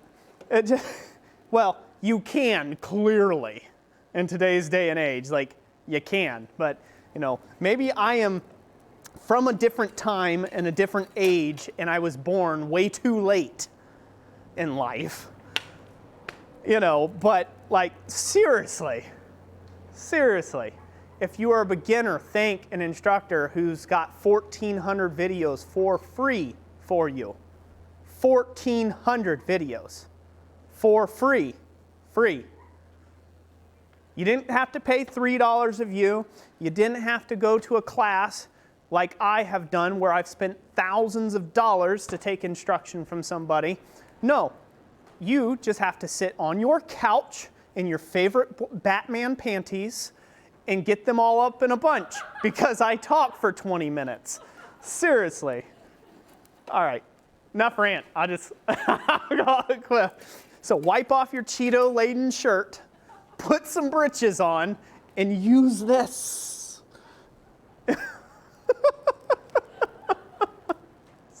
Sorry.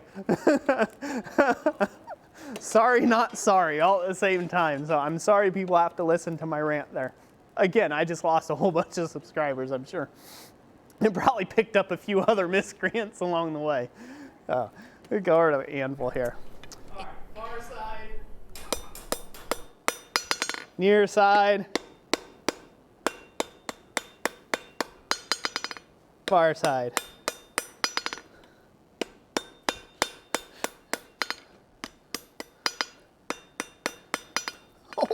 Oh no, I've got to share this one.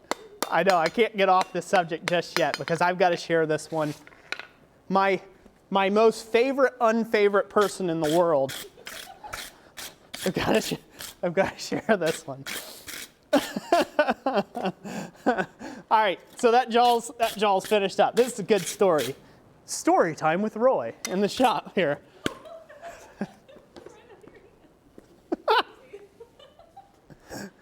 Okay, maybe I ought to lay off the coffee. The drink has gotten to me, Jess. The sauce. Okay. There's got to be some good comments going along, isn't there? The Batman panties. That's what they got them. They're up in a bunch right now. They're having a tissy. Gotta shake them out. Walk it off. Walk it off. Jeez. All right, I gotta move on. So I'll go ahead and show this. So one of my favorite, it's like the favorite comment, favorite troll comment of the week. And the only reason why I leave this guy going is because I get his satirical humor. I think it's hilarious myself. The guy's name's J.S. Ferrier. He is my most unfavorite person on the channel. So if you're in here, J.S. Ferrier, say hello to all the people. But his comment was, somebody was commenting in the stream, did I miss something? Why isn't Roy talking us in his videos? And he went, shh, you're gonna ruin the best part. Don't mess this up. I laughed so hard at that. I literally cried. It was hilarious. I did. I laughed at it. I thought it was great. He was probably being serious, but I thought it was hilarious. It's like, shh, don't mess this up. He finally shut up, Roy. And again, and if you look at the guy's account, he's got like, I don't know if it's him or if it's some kid playing a violin or some sort of organ or it's some weird, I don't know, some weird channel. I'm sure they're going over the Yeah. Yeah. He's into dudes with accordions or something. I don't know. Oh.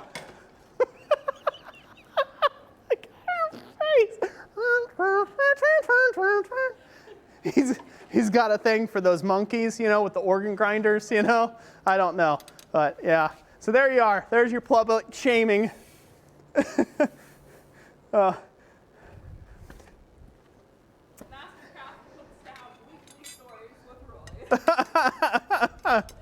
That's great. Oh. All right, I gotta let these cool off a bit more before I can dunk the rivet in. Like I said, we want to let those cool down naturally, so I'm gonna let them sit on the anvil here and get the heat sucked out a bit. No. Also, let me point this out to y'all. When you make a public comment on a public platform like YouTube, it's no holds bar.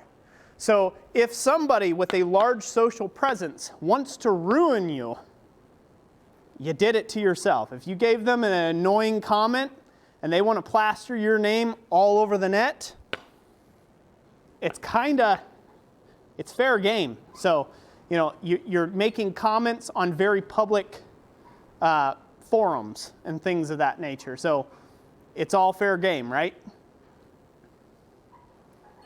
If I post pictures of myself picking boogers, I can't blame somebody for using those pictures if I posted them on Facebook for someone taking that picture and then going and sharing it around the net of me picking my boogers, because I was the guy who did that in the first place, right? I made it in a public domain.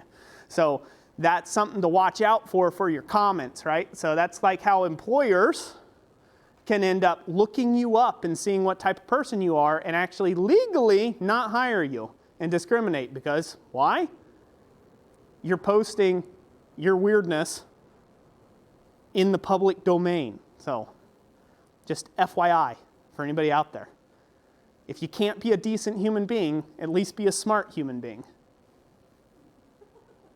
Sorry, there's another dig. I should chill it out now, huh?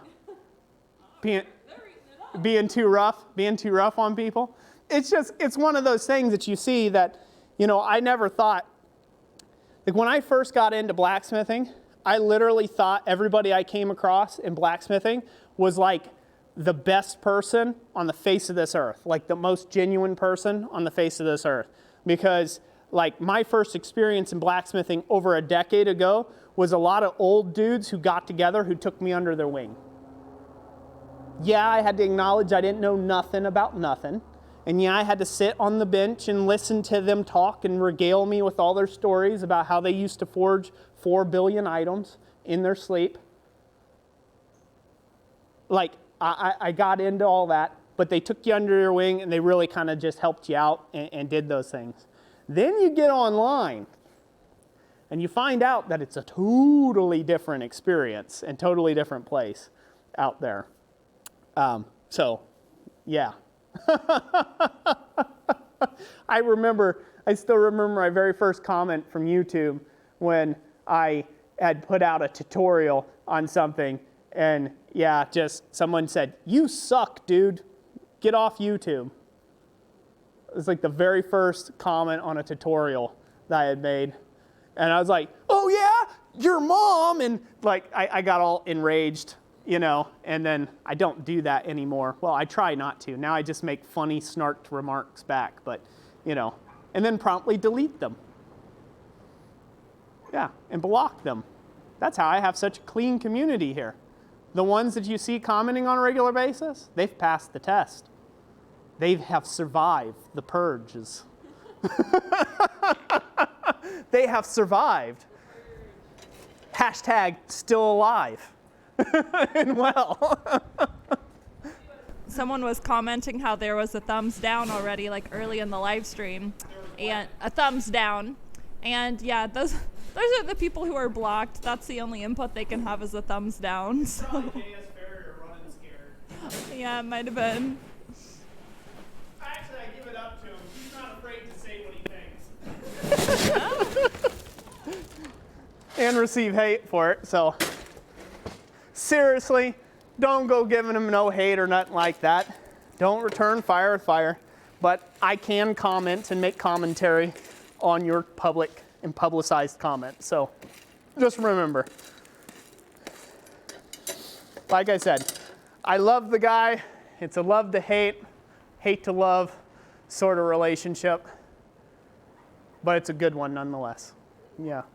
Oh, it's good. It keeps me on my toes, you know. Makes me not get all high and mighty on myself. Because you're guaranteed to have him right there to make sure you don't. Aimless sent a super chat and he said, "I'm still here because my super chats, LOL." Is that what it is? That keeps you safe? That does help. Just saying.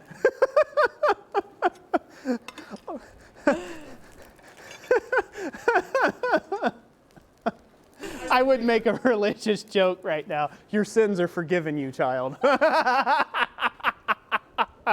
Oh, I'm going to pay for that one. And I'll have that sector mad at me too. Can't win for losing, can I? No. Would if I just shut my mouth. I probably will win for losing that way. No. Hopefully you all are having a good time. You know, you're not taking any of my malarkey too seriously. And one of you suckers are keep fluxing. It's driving me crazy. Stop it. It's May already. Let's do a no flux ever. Yeah. I was going to say like a no flux February. I went through my mind. I'm like, yeah, let's a flux free Friday. Let's do flux free Fridays. How's that sound? That way I can stop being peppered with the white stuff. Hans at Charming Hollow sent the orange super chat. He said, "That's why I'm staying quiet and just giving money, LOL. Shame, shame, shame." Thank you all. Thank you very much. Thank you, Charming Hollow Forge. Hans, you're great, buddy. Appreciate it. That was followed with Yamez's super chat, who says, "I have yet to receive any nasty comments. I guess people like me better than Roy, a winky face." Oh, man, you just opened Pandora's box, brother. Oh, man. JS and his friends are going to show up on your channel now.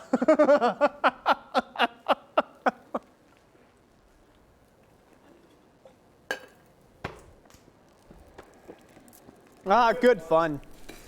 You know, if you can't laugh at life, man, I don't know what you could do. Life's way too short. The Sprinkled Donut Forge sent the $10 super chat and said, "You need donuts though there. Donuts there." Yes, I do need some donuts. They go perfectly with coffee, but not great with my waistline. I do have to keep my girlish figure in check from time to time. Although last night's dinner, there was nothing about Roy's waistline that was going to be kept in check. So we had, I grilled us up some chicken fried rice and like some really good chicken fried rice on my Blackstone griddle. Love that thing. And got one of them big griddles, big family size griddles I like to call them. But yeah, so did some chicken fried rice, and then afterwards we did some deep fried funnel cakes, which is the only way to make funnel cakes is deep fried. So, so we made funnel cakes with cinnamon sugar. Excuse me. No, it's not the C word. It's called drainage.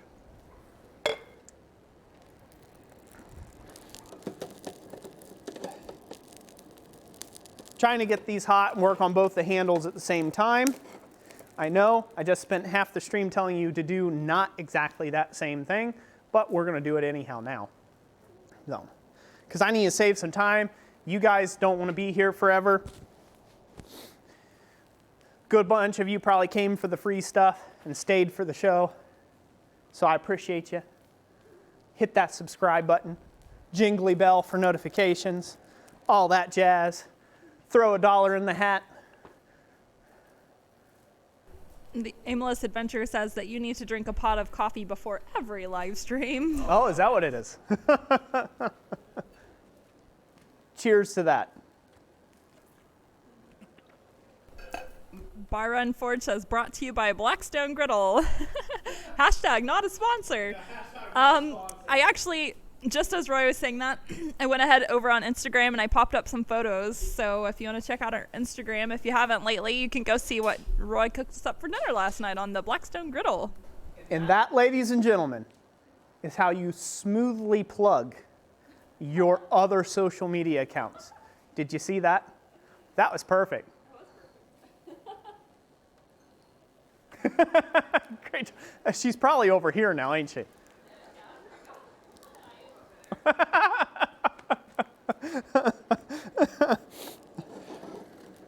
Oh, how truth is stranger than fiction sometimes, huh?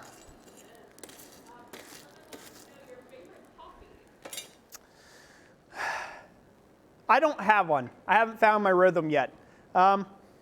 I'm poor a lot because I give a lot of things away. So my favorite coffee right now, not by choice, but out of necessity, is Folgers. Hashtag not a sponsor. They would have to pay me a lot to shout them out. Not the greatest coffee in the world. I've had others.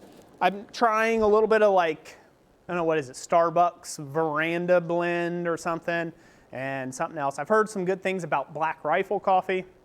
I haven't tried them out. So, and I mean, there's all sorts of other coffee makers out there, but yeah, whichever one I can fill a 2.5 cup full thermos full 3 times a day. I'm not addicted. I can stop when I want. Don't judge. This nervous tick, that's normal. Everybody does that. Haven't slept in weeks. Wait for those to heat up. Still. What we got? Oh, yes. I just seen this here. Gordon Farmer had sent a 2-pound super chat. It was like sandwiched in between some other ones. Who says, haters are no maters. What? Haters are no haters. Haters? Okay. I want to say, yes, sir. It must be a UK thing.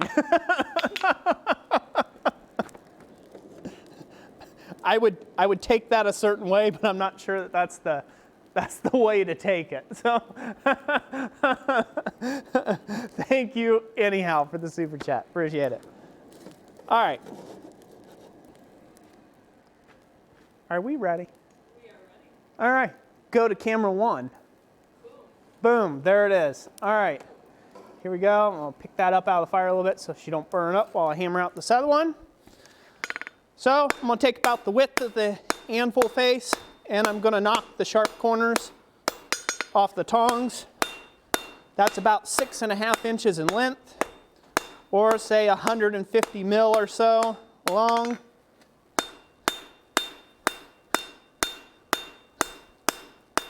Knock those corners off there.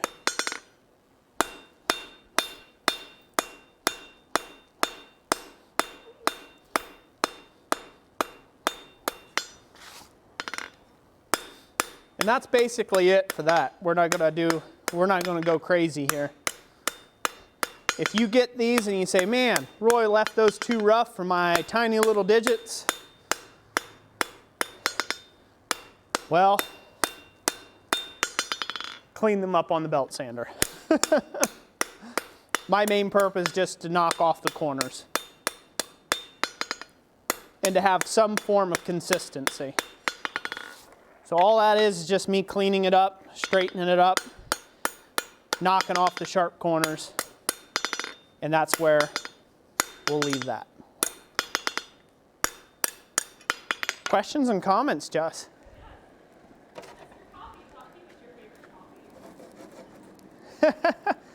You're right, sir. You're right. But if somebody were to try to drink you, I'm pretty sure they would get nothing but grease.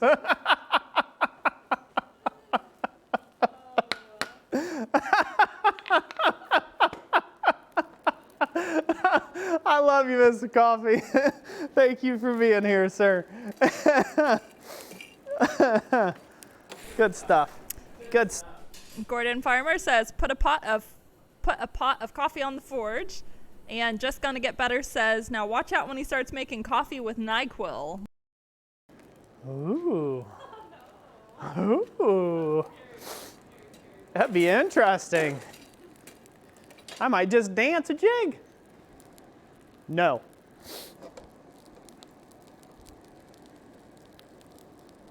All right. Cold weather, my sinuses, I swear. Apologize, everybody. You have to smell it constantly snorting all the dang time. We're talking about addictions and I gotta go snort. Gee whiz.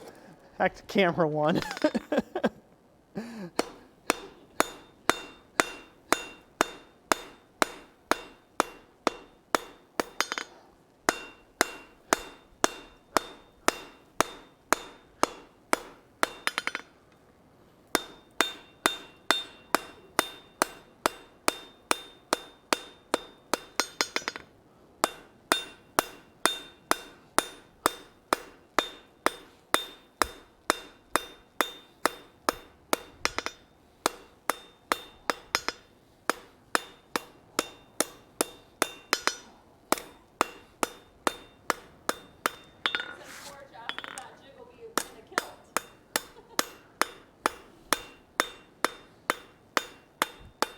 Nope. I firmly believe a grown man should not wear a dress.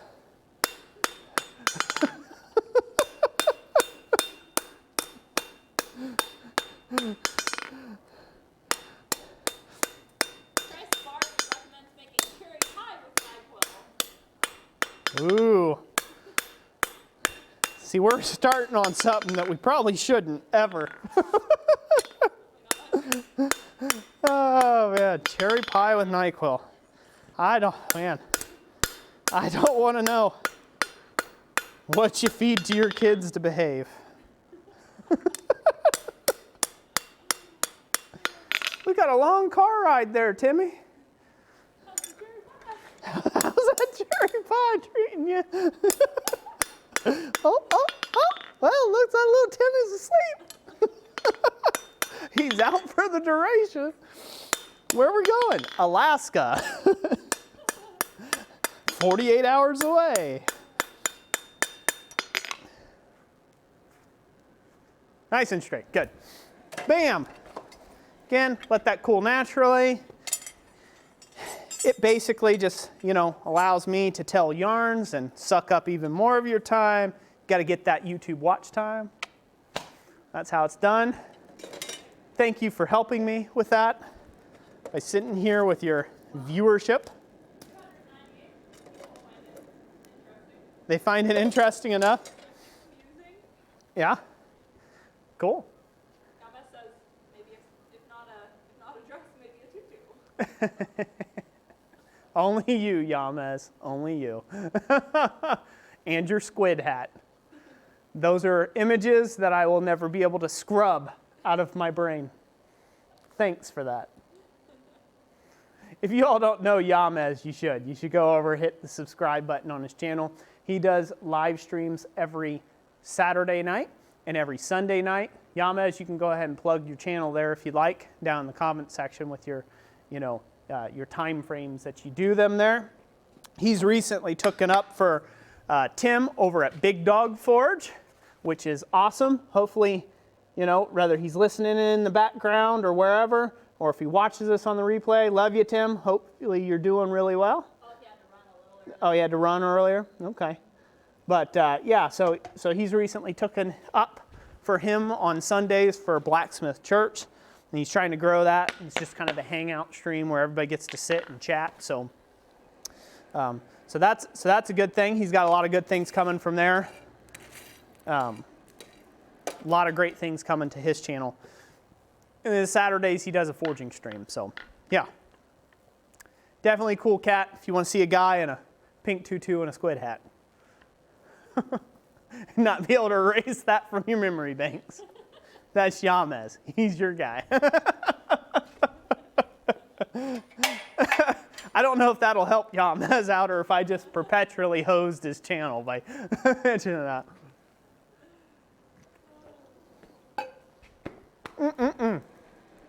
Good coffee. Good coffee.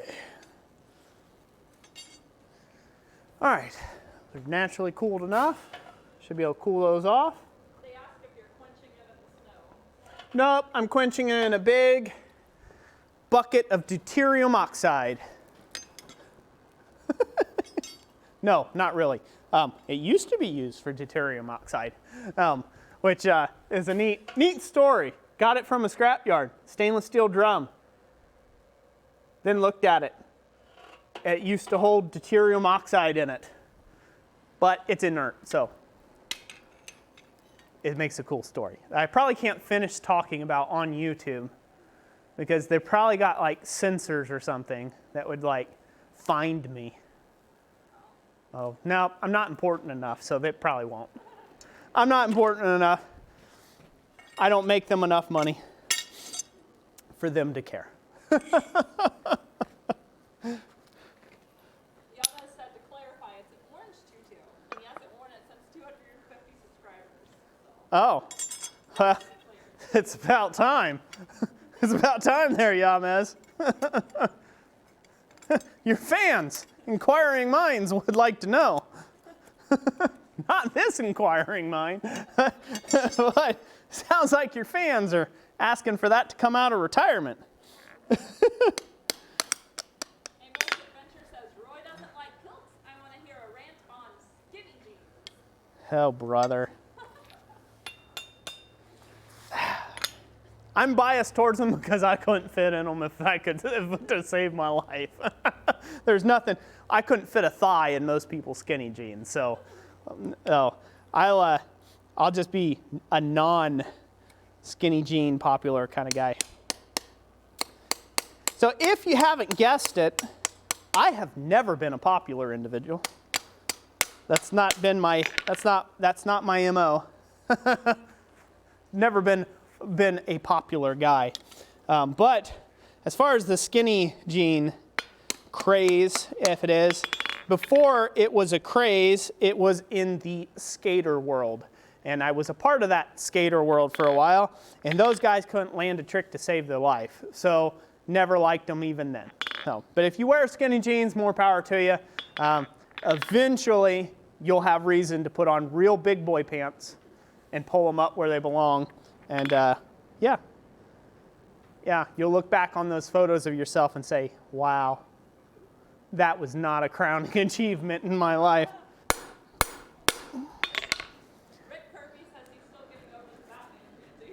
The Batman panties.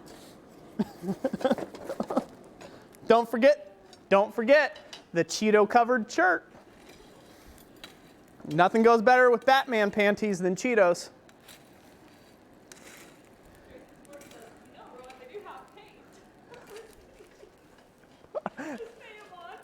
Paint them on.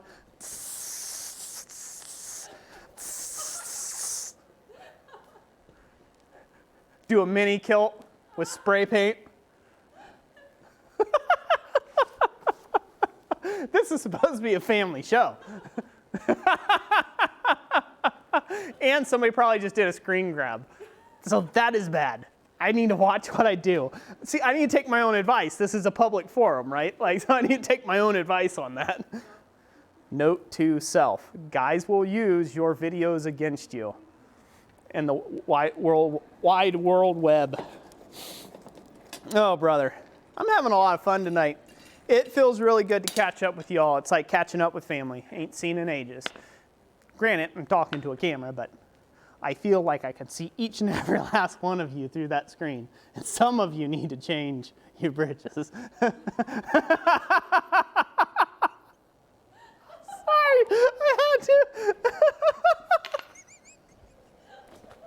There's a couple guys who literally just looked down at that time. What's he talking about? I put these slacks on today. I couldn't hold my face straight long enough to make that funny. For it to be a good joke, it went too fast.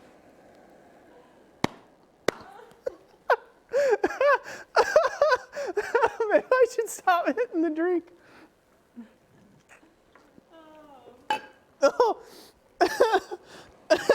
I'm just picturing a bunch of dudes watching this stream with like white wife beaters, you know, on in their Batman panties. Just sitting there like, yeah, you tell them, Roy. You tell them. And just to see Jessica laugh till she cries, that's worth it, guys. That's worth it right there. Oh, man. Like I said, it's like catching up with family that we haven't seen in such a long, very long time. So 3 weeks, that's a little too long, but we were going to do like a pop-up stream last weekend, but then that would have made us double up on this weekend, and we already had this weekend scheduled. So we ended up not doing that. It was good because I was really tied up with other projects. So, so that's good. Good that we didn't do that. There is probably a funny comment section. They wouldn't know what I fed you. Oh, man. See? They're cautious of you now. See? They are. Can't be slipping the old Kool-Aid to me anymore. Bar run fortress. Roy has malarkey and trousers today. How old is he? I'm a very old man trapped in a young man's body, I assure you. How about a Batman kilt? Put the two together. It's getting worse, man. because if you wear a Batman kilt, then you have to wear Robin underwear. And do we really even want to go there? You're getting more and more emasculated all the time. Just think about what that would look like in your head before you make a comment like that again.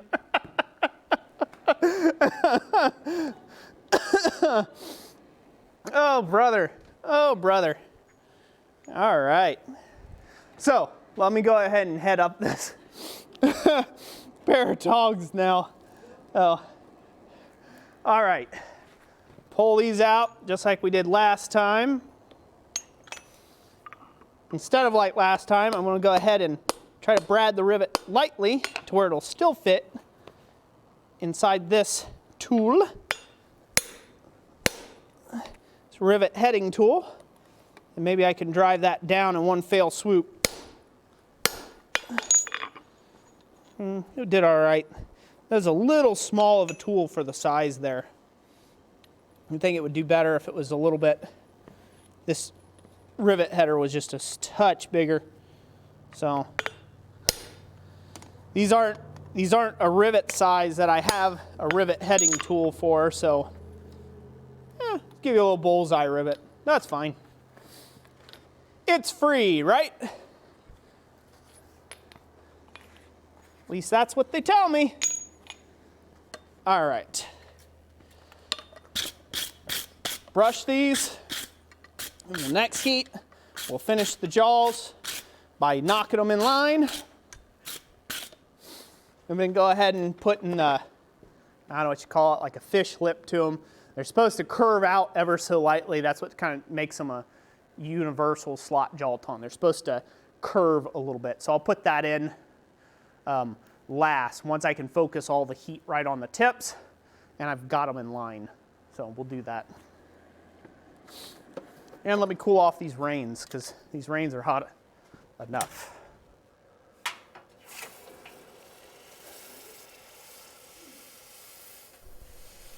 Thank you, Ty Viner. $10 towards Roy's coffee supply, whatever type of special coffee it is you're drinking. Awesome. I'd love for somebody to send me some like non-arsenic laced coffee. That would be good. That would be good. From factory. What's that? Better come direct from the factory. Not from Bob's Wonder Emporium.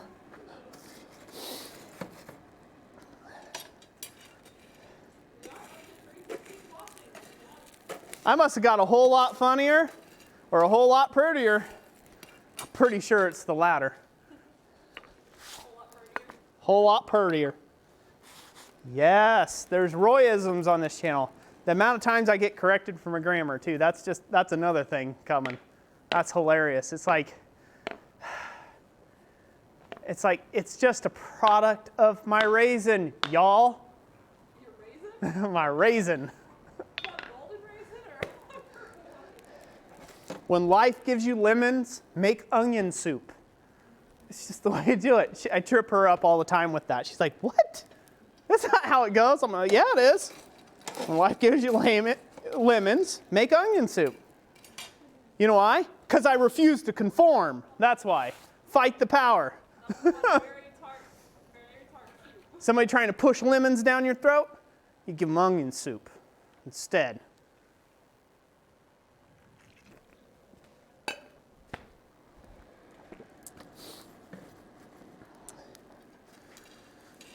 What's a tart about what? I lost you. Good.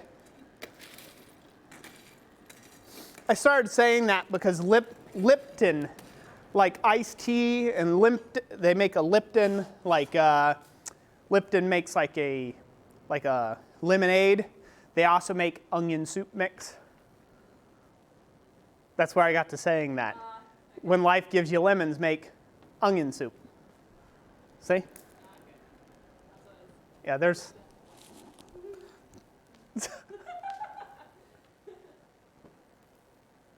Maybe I will wear those Batman kilts. In public, too. In public. It's coming. In my little boy wonder Robin underwear. It's coming. Keep making jokes like that. Watch. See, I keep pointing over here because she's actually over here, but she's moved over here, hasn't she? I told you. I told you. Poor show. Well, I still believe we've got the best stream on the net. What do you think, Jess? I think so. Unfortunately, is going to miss you while you're in the asylum. He's going to miss me why though? Where? In the asylum. When I'm in the asylum? Yeah. Tell him I'm going to miss him too. He'll only be a cell over, so we won't be that far away. I'll come visit you often.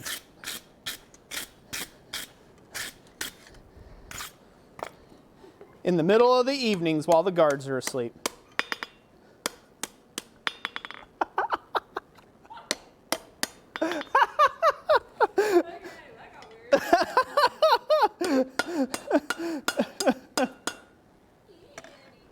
Anywho's awesome.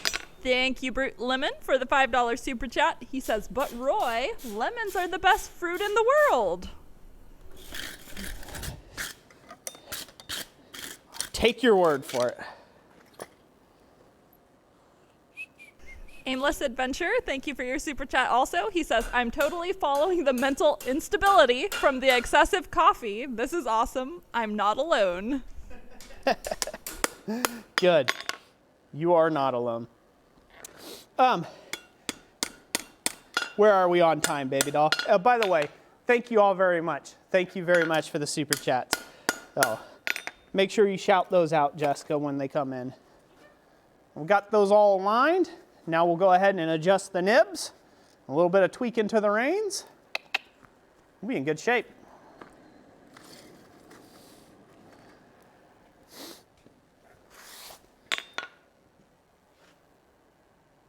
Time?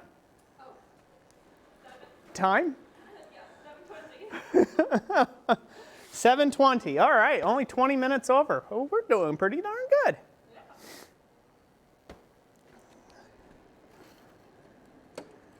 Yama says, blacksmiths wear our capes in the front. Yeah. I think this is about the closest you get. I already take some flack for the fancy pants aprons, you know, and stuff. It's just because people are jealous. That's all it is. The fancy pants aprons. Can you imagine if I wore kilts too? No, it just wouldn't work. Oh.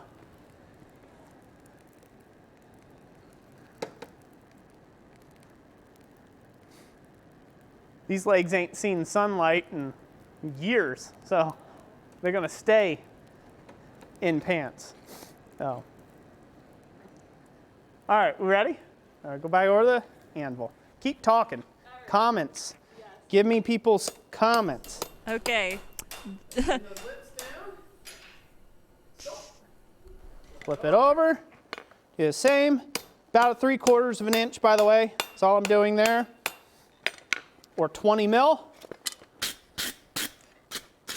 And I think that's how those are done. If I'm not, somebody can correct me in the comment section on how wrong I really am. Now, here, since I've been adjusting these a little bit, I'm going to go ahead and tighten up the rivet just a fuzz.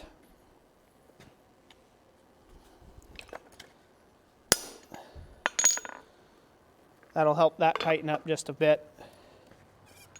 There we go. And then I'm going to work these as they cool down. Like I said, I'll finish off these tongs proper for when I give them away to somebody.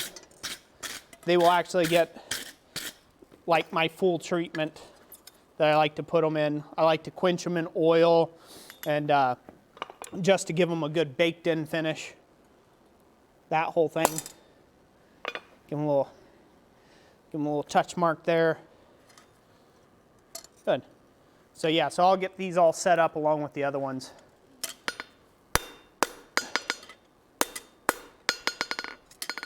There you have it. So now you should be able to grip flat bar stock.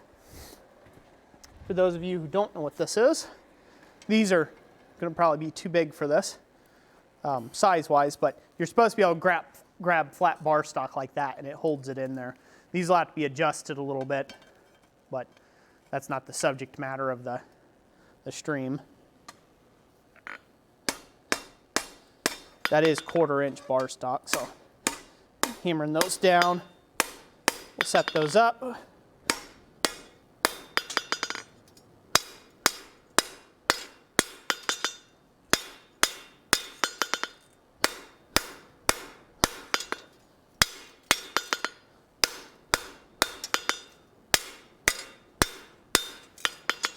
I'll get those a little hotter before I do that next time.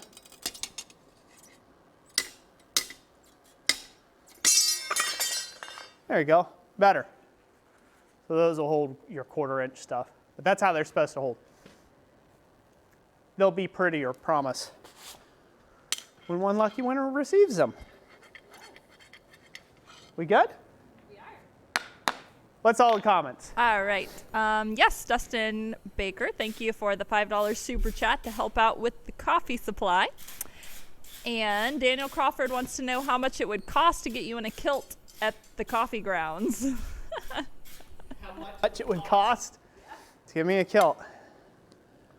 Huh. Could be like an indefinitely high number. No, I want to make it obtainable. Oh. But I also want to make it worth my while. I don't know. Just keep super chatting, and at some special number, you might see me in a kilt. So they're gonna hold that to me. It's gonna be like 20 years, and I've still never been in a kilt. I just tell you that's because you haven't hit the special number yet. It's somewhere between 1 and 1 million. There you go. $1 million. All right, enough of my nonsense. I need to let people get back to reality of their lives and not having to envision those things in me anymore. Me in a kilt or otherwise. All right, go ahead. Okay, well, yes. Jeffrey Walker, thank you for the $10 super chat. He says it's great I can get a smithing video and a comedy act all in one. Love the videos. You are welcome, Jeffrey. And Drayson's Forge won't let it go. He says, someone Photoshop Roy in a kilt, blue face, and a hammer. Freedom! There you go. Well, I tell you, it wouldn't be completely out of my heritage because I am part Irish, Scottish, and German. So, like, basically a 3 equal part. So that is my lineage. So basically, I'm a mutt. Now you all know what's wrong with me.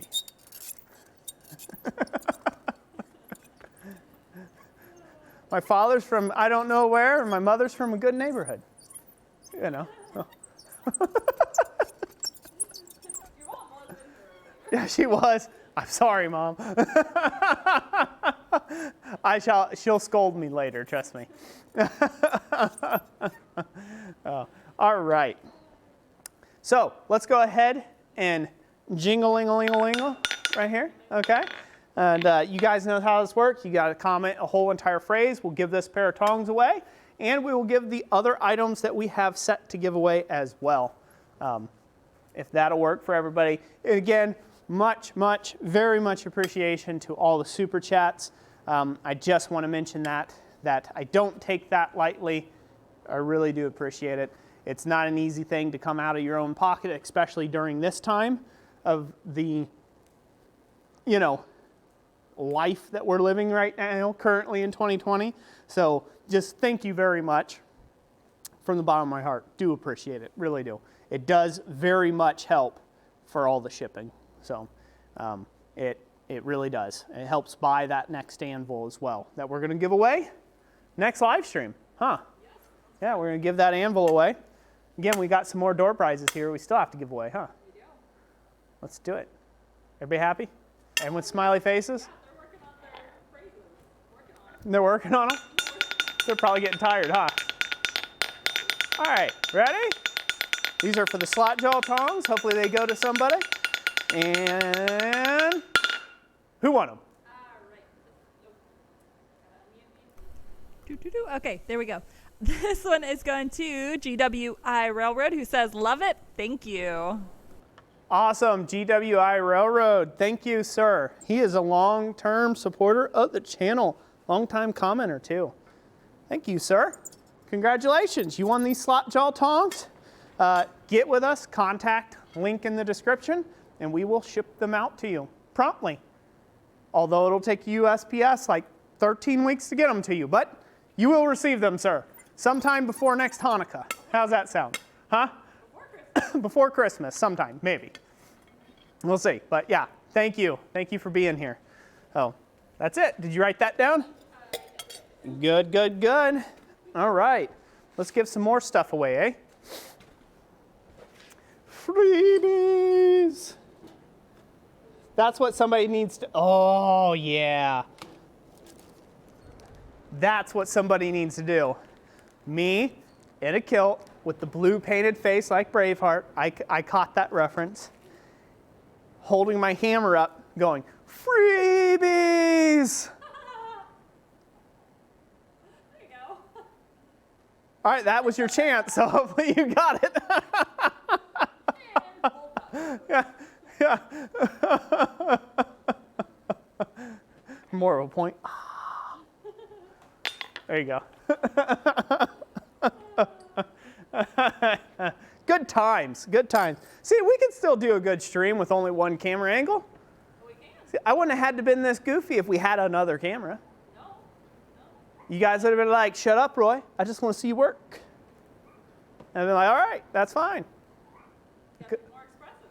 Yeah, because if you got one boring camera angle to look at, you might as well have something to look at funny. So, hence the get up. This is a get up. Wunderbar. All right, let's give away a tentacle bottle opener. Let's give away let's give away this lovely railroad spike tentacle bottle opener from Yamez at Island Metal Forge. She sent this over to me to be part of the giveaways. Again, bottle opener, awesome. I don't drink. I know it doesn't seem like it, but I don't drink but coffee. So you guys will have to verify how well it works and get back to us and let us know whoever wins. So, but again, yeah, Yamez made this for me. Thank you, Yamez, for sending these out. Pretty cool little tentacle thing over at Island Metal Forge. And so if you want a tentacle-shaped bottle opener, go ahead and just comment down below. And we'll draw for it. And 3, 2, 1.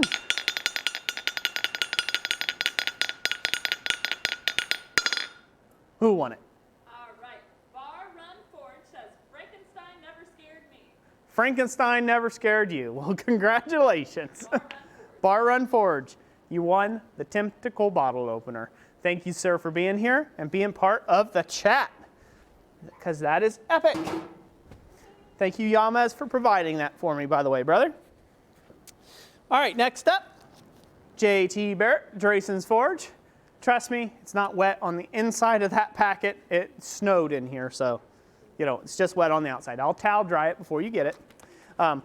If you could see up close, these are a tiny little pair of copper tongs that function, which is really cool, and how so fitting for this live stream to win this little trinkety pair of tongs. You can hang it on probably wouldn't do a key ring, but somewhere that, up as a lucky little charm in the shop or something like that.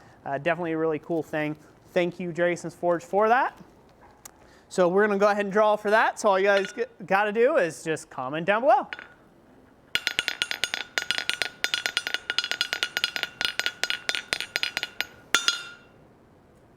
right, this one is Brian Howman, who says, pick me, please. I'd love to have something you have made. Okay, well, I didn't make it, but congratulations, Brian Hellman. You got something that Drayson's Forge made, JT Barrett, which he's a cool guy too. Close second to Roy. Congratulations. Oh, by the way, anybody who is winning, I have not said it and expressed it repeatedly. Contact link in the description. Go through that link, please. Contact me. If you contact me on Facebook, I'm never on there, so I'm probably never going to answer you. If you contact me over on Instagram, again, I only go on Instagram, scroll a little bit, and I put my own stuff up there, so I'm hardly ever on Instagram. So don't try to contact through those, because will miss you. So contact us through the contact link in the description, and then we will get these sent out to you. Address, that whole thing. Do adulting. It's called adulting. Reality. Back in reality. Yeah, reality. It sucks, don't it? Bar Run Forge says to re-give the bottle opener. He didn't mean to win it. You can throw another name. Do you not want it? No, he said to redraw. He wants to redraw. He don't want the bottle opener. Redraw. All right. Okay. All right. Some other lucky second's going to get this one. All right, let's draw. And redo. All right, this one is going to. Okay. Greg Boggs says, thanks for all the knowledge. Very welcome, Greg Boggs. I hope you enjoy the bottle opener. Congratulations, contact us. We'll ship this out to you. This tentacle bottle opener. And thank you, Yamez, for making it. I'm sure somebody can enjoy the bottle opener there. All right.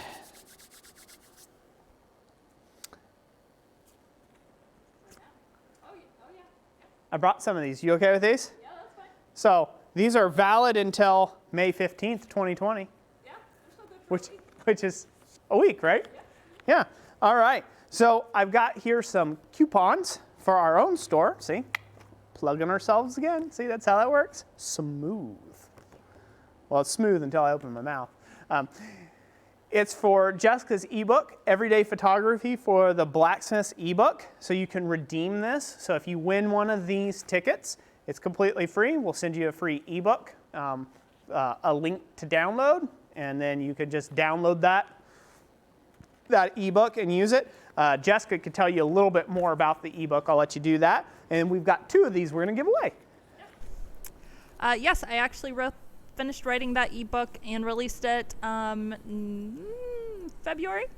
And yeah, so basically it goes over everything from basic photography up to a little more towards the intermediate side, which is great if you are trying to have a social media presence of any type, whether Facebook, Instagram, YouTube, or even start an online store. It's really great, especially if you're trying to do that. So yeah, I think it's about 30 to 40 pages, somewhere in that area.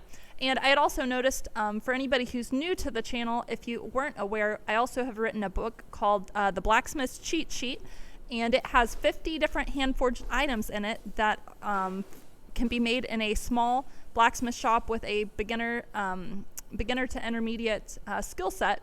And that's been quite a few of those have been selling here lately. I think that's because some of you guys are working on building up your store, with your extra free time. So if you're interested in that ebook, I mean, that's over at our website too for like $10. So yeah, that's my blurb. Go. There's your blurb. My blurb. She is a woman of many words. Clear. They say opposites attract. And it's true. So, all right, we're going to give away one of these. Mm-hmm. And then the next one. Okay. Ready? Yes. Go. Ready, set, go. All right, Chris Villa says, love coupons. There you go. Chris, congratulations. You're a winner of Everyday Photography for the Blacksmith's ebook. Congratulations. You write that down? I did write it down. Good, good. All right, and we will give away the next one as well. And go. All right, this one's going to Paul Fontanini, who says, pick me, love a freebie. Paul Fontanini, congratulations. Thank you for being here. Thank you for being a long-time supporter of ours. Really do appreciate you. Congratulations. You all know how to do it. Get in touch with us. Down below, contact links, all that jazz. By the way, do I need to acknowledge any super chats or anything like that? I could have swore I saw that go white or change colors. Before we give away these last 2 items, which is the square punch and a slitting chisel made by yours truly. I think I'm up to date. There's one at the very bottom that I can't see just yet until somebody else sends one. So. Okay, well, person at the bottom of the poll, wait until somebody else sends a super chat, I guess. I don't know. Somebody needs to help bump him up to the top. Someone's going to swear that we are like totally lying. You know that? They're like, they're just trying to get super chats out of us. That's all it is. Yes, actually. It's a lot less awkward if you just state it like it is, right? It's like I don't get online for nothing. I got a coffee habit, man. Keep that coffee up. It's in the veins. Caffeine to the veins. Actually, I just watched there's a Today I Found Out YouTube channel. It's really interesting. It's Simon Whistler. Today I Found Out. I watched that guy a lot. He's got a bunch of different biographics and geographics and things like that where he does a bunch of history reviews on people. And today I watched one on the Today I Found Out about how much coffee how much caffeine specifically it would take to kill a person. And yeah, it's over 500 milligrams. So yeah, like 500, I think it was 500. Maybe go watch him. You just Google it. But yeah, I think it's over 500. It's like 1,000 milligrams of caffeine is what it would take basically to be at an unhealthy level where if you had heart conditions or things like that, it could kill you. So I should probably back up off them 10 cups a day, huh? Yeah, he was saying it was like something like 1,000 coffees or something like that. It was like some absurd amount when you take the amount of milligrams per coffee. It was like an absurd amount, an obscene amount of coffee. So now we gotta change. Well, thank you. I like the yellow. I like the yellow. A very nice yellow. All right. With that note, thank you for supporting not only the coffee habit, but my addiction to giving everything away for free. Thank you all for doing that and supporting the shipping costs. We appreciate you. Oh, all right. Do I want to acknowledge those? Did anybody put a comment with them? Sure. Let's do them real quick. Got to unmute my microphone. Okay. It did get bumped up. So the one that was hiding at the very bottom was Gordon Farmer, who said Roy is a muggle, which I'm afraid here in the United States we don't use that term, so I'm not sure what that means. And then also Gordon Farmer said coffee IV drip for Roy. And Newt's Leather and Metal Smithy sent a $10 super chat who says, love all you do, Roy and Jess. Love you too. Thank you very much. Thank you all very much. Greatly appreciate each and every last one of you. Thank you, Gordon Farmer, for the muggle comment. I'm thinking that's a Harry Potter reference, but I'm not sure if I'm up on my pop culture. But people in the UK, they got a whole other way of speaking. So, you know, I swear if I ever get out of stateside, I'm going to be completely lost on jargon. Somebody could be like insulting me to my face. I'll be like, cool. Whatever you said. That sounds great. You know? Oh. Years ago, I did that on a construction site. There was a bunch of Mexican guys there on a construction site, drywallers taking and doing their work, and they had all showed up. This is a one story. I swear I'm giving these away. There is they all showed up and they rode in the back of this really big box truck to the job site, and every day they just pile out. There was like 60 of them in the back of the box truck. It was like, it's probably not, well, I know it's not legal, but that's what they did. They just pile out there. They're otherwise cool other than covering up all of our ductwork and the plumbing and the electrical we needed access to and things. But they were always talking, you know, they were always talking amongst themselves, and they always just kind of stayed to themselves. And so one day I walked by them and they were all out. They had like this little hibachi grill and they were like grilling up their food. Smelled amazing. I love Mexican food, Mexican culture. Just love it. But they were grilling up, smelled awesome. So I go walking by, and I just saw them chatting, and they were chatting back and forth. And all of a sudden, I was like, ah!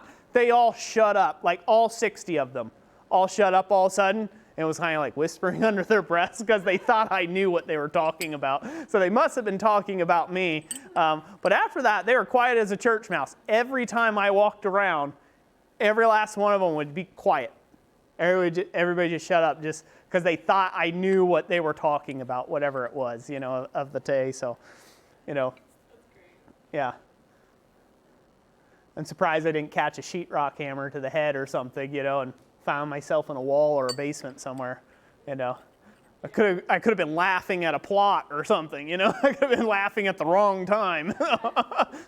Maybe not advisable. I thought it was hilarious, but, you know. Then again, sometimes that doesn't work out very well. What's up? Oh, a couple more super chats. More chats. Okay, thank you. More supers. And then I need to give these away because people are going to think I'm dangling a carrot, and I'm not. Really not. You're not dangling the carrot. You're just highlighting its features. Yeah. Okay. Yeah. Just don't let that fly across the shop. Okay. Just gonna get better. Thank you for the $2 super chat. Says here you is. Here we is. We's right here. Jeremy Harrison, thank you for the $10 super chat, says, sorry I'm late, hope everyone is doing well. We are having quite the comedy hour. It's a great time to join us this Friday evening. Metal Man, thank you for the $2, says 2 more for the road. Thank you. And I think that catches us up, so now we can give away the dangling carrot. Hey, that dangling carrot right there, that happy little specimen right there. All right, we're gonna give away this little slitting chisel. Hopefully you guys can see it. I don't know if you can or not. I look really black from 8 feet away, so I don't know. Can they see it? There you go. Off to the side a little over the boards. There you go. Yeah, like that. Actually, over your sweatshirt side. It's a slitting chisel. Okay. You get it. It cuts things. Okay? All right. Let's draw for it. All you gotta do is comment a phrase. Or are they already doing that? Yeah, they're doing that. You guys get the plan. All right, and set, go.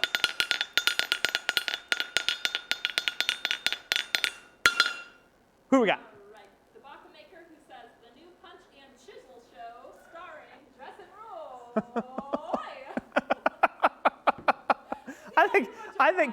I think it's better that she read it that way. She could have just been like, the Baka Maker. He added a bunch of Y's. You know? Yeah. Roy! Exactly. Or might have been Roy.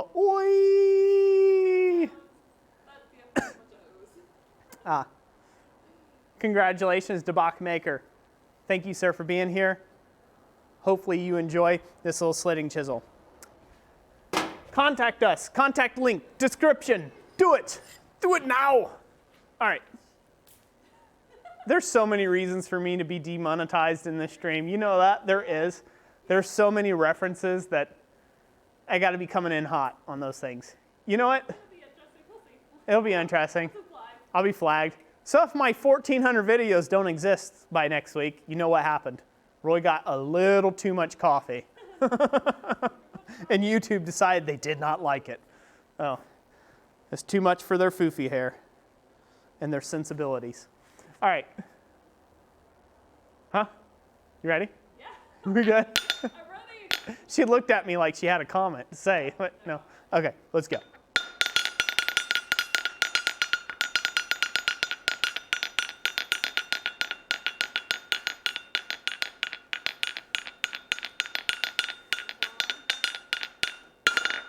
Because it's the last one. All right. Ryan Verkamp says, punch me, Roy. Kaboosh! You've been punched, Ryan Verkamp. Congratulations. You got a punch, sir. Contact us. Contact link in the description. Oh, and with that, let's call that a wrap, shall we? Let's call that a wrap. So I'll go ahead and end it on what you guys can expect upcoming. For those of you that have been subscribed to me for a while, you'll notice that we didn't have another video out this week. I got tied up with a project I was working on. That will be coming out. A video hopefully on that will be next week. That'll be coming out. So it took me a lot longer than anticipated. In fact, I finished up the filming on it just before the stream. So bear with us on that. We will be getting out some additional videos as well this upcoming week. We're doing about 3 a week right now, Mondays, Wednesdays, and Fridays, except on live streams. So on live stream Fridays, we don't do a video, a regular posted video. We just do the live stream, and then we go right back to Mondays, Wednesdays, and Fridays the following week. So that's our current video posting schedule. I'm going to try to take and slip in some more tutorial videos upcoming. You know, that will be probably a few weeks out, but there's also some big things coming here to the channel and to Christ and Ironworks. So I'm kind of having to split my time and attention and kind of, you know, balance everything, be a rising tide as I like to call it. So, but I plan on bringing you all along for the ride, you know, nonetheless. Some people have made mention, and I'll mention it here. In fact, I've got a Blacksmith question of the day coming up. Don't want to give too much away, but where I kind of answered this in depth. But some people have been mentioning about me not talking in the videos, and they like the talking type videos better. And again, I'll explain a little bit more in one of the Blacksmith question of the days that are about to come up. But basically put, I have a lot of other things that I have to do all at once. I have some custom orders that I'm working on right now that are holdovers from last year. Like, that's how far I am behind. So I've got those orders that I'm working on now kind of diligently, plus some of the additional things going forward for 2020 here, along with keeping up with organizing stuff and tooling and figuring out things for live streams and stuff. And giveaways, right? So there's a lot of behind the scenes logistics for that type of stuff, shipping that stuff out, again, getting things figured out around that, and the funding and waiting on funding, and it's a mess. It's a whole thing. It's life, right? Planted 100 trees, planted a little over 100 trees here on the property. We got 8.8 acres up here in northern Michigan, so it'll be exciting to see if those grow, and I hope they will. So just kind of some of our projects around here. That's kind of like on a personal note. So that took way longer than we expected, but it's 100 trees, so it was quite a bit. But the kids got to help out a lot, so that was nice to have them helping and things. And so for the live streams, that brings me to the last little update thing. I like to try to keep you guys informed. I've assumed if you've watched to this point in the video, you care about those sort of things. Upcoming live stream, next week live stream, we will be doing an anvil giveaway live stream. So we'll be giving away a 66-pound Chayo anvil, like one here. Can they see that one there down in the corner? Can they see that there with my coffee cup sitting on it? Okay, so we'll be giving one away just like this one, except, it'll probably be blue, and it'll be coming straight from the manufacturer. So we'll be giving one of those away next live stream, along with some more door prizes and maybe a couple more pairs of tongs and things like that. So if you're into that, invite a buddy, invite a friend, like the person earlier who, sorry, name's slipping me right now, that was watching with veterans in the earlier super chatter, besides Gordon. Sorry, messed it up, but anyways, yeah, so, bring some friends to watch the stream, watch the show. We'll be having, like I said, we'll have a lot of the giveaway type stuff, and we'll probably begin and start on a new Baroque project. So a new Baroque ironwork project. I haven't fully decided what I want to do just yet, because again, that's one of those things where we do a bit in the stream, and then I kind of have to finish a few things or fit things off camera during the week to be ready for the next live stream. So because of everything with planting trees and the project I was working on and stuff, I didn't get around to getting that sketched up and ready to go. So next stream, we'll start that. We'll actually start into a new project, hopefully. So hope you guys will enjoy it and come back and check it out. How many people did we have stay, honey, for the entirety? We are currently at 285. Wow, that is amazing. So first of all, go ahead and give everybody a hand clap that was in here that donated super chats. Thank you very much. Go ahead and give yourself a hand clap if you decide to stay around for this, 2 hours and 3 hour stream. Yes, 3 hour stream. Yes. I'm only an hour over. So give yourself a pat on the back. Say I'm a champion. Hashtag I'm a champion. I made it. It was a marathon, but I survived. Hashtag still alive. Pound sign. Still alive. For those of you who are old enough to remember that it's a pound sign. And we didn't call it a sign. We called it a symbol. It's a pound symbol. Like I said, I'm an old man trapped in a young man's body. Better than the other way around, I guess, huh? Right? Wait, I don't know. I love confusing her on the daily. Just say yes. Agree with me. Yes. The bobblehead. Sounds great. Okay. All right. Enough of my goofiness. Thank you all so much for watching. I hope that you guys have a great and a blessed week. God bless each and every last one of you. Hopefully you all stay safe. And we'll catch you May 22nd for the Anvil giveaway live stream. Thank you so much for joining us. We'll catch you next time. Bye, all.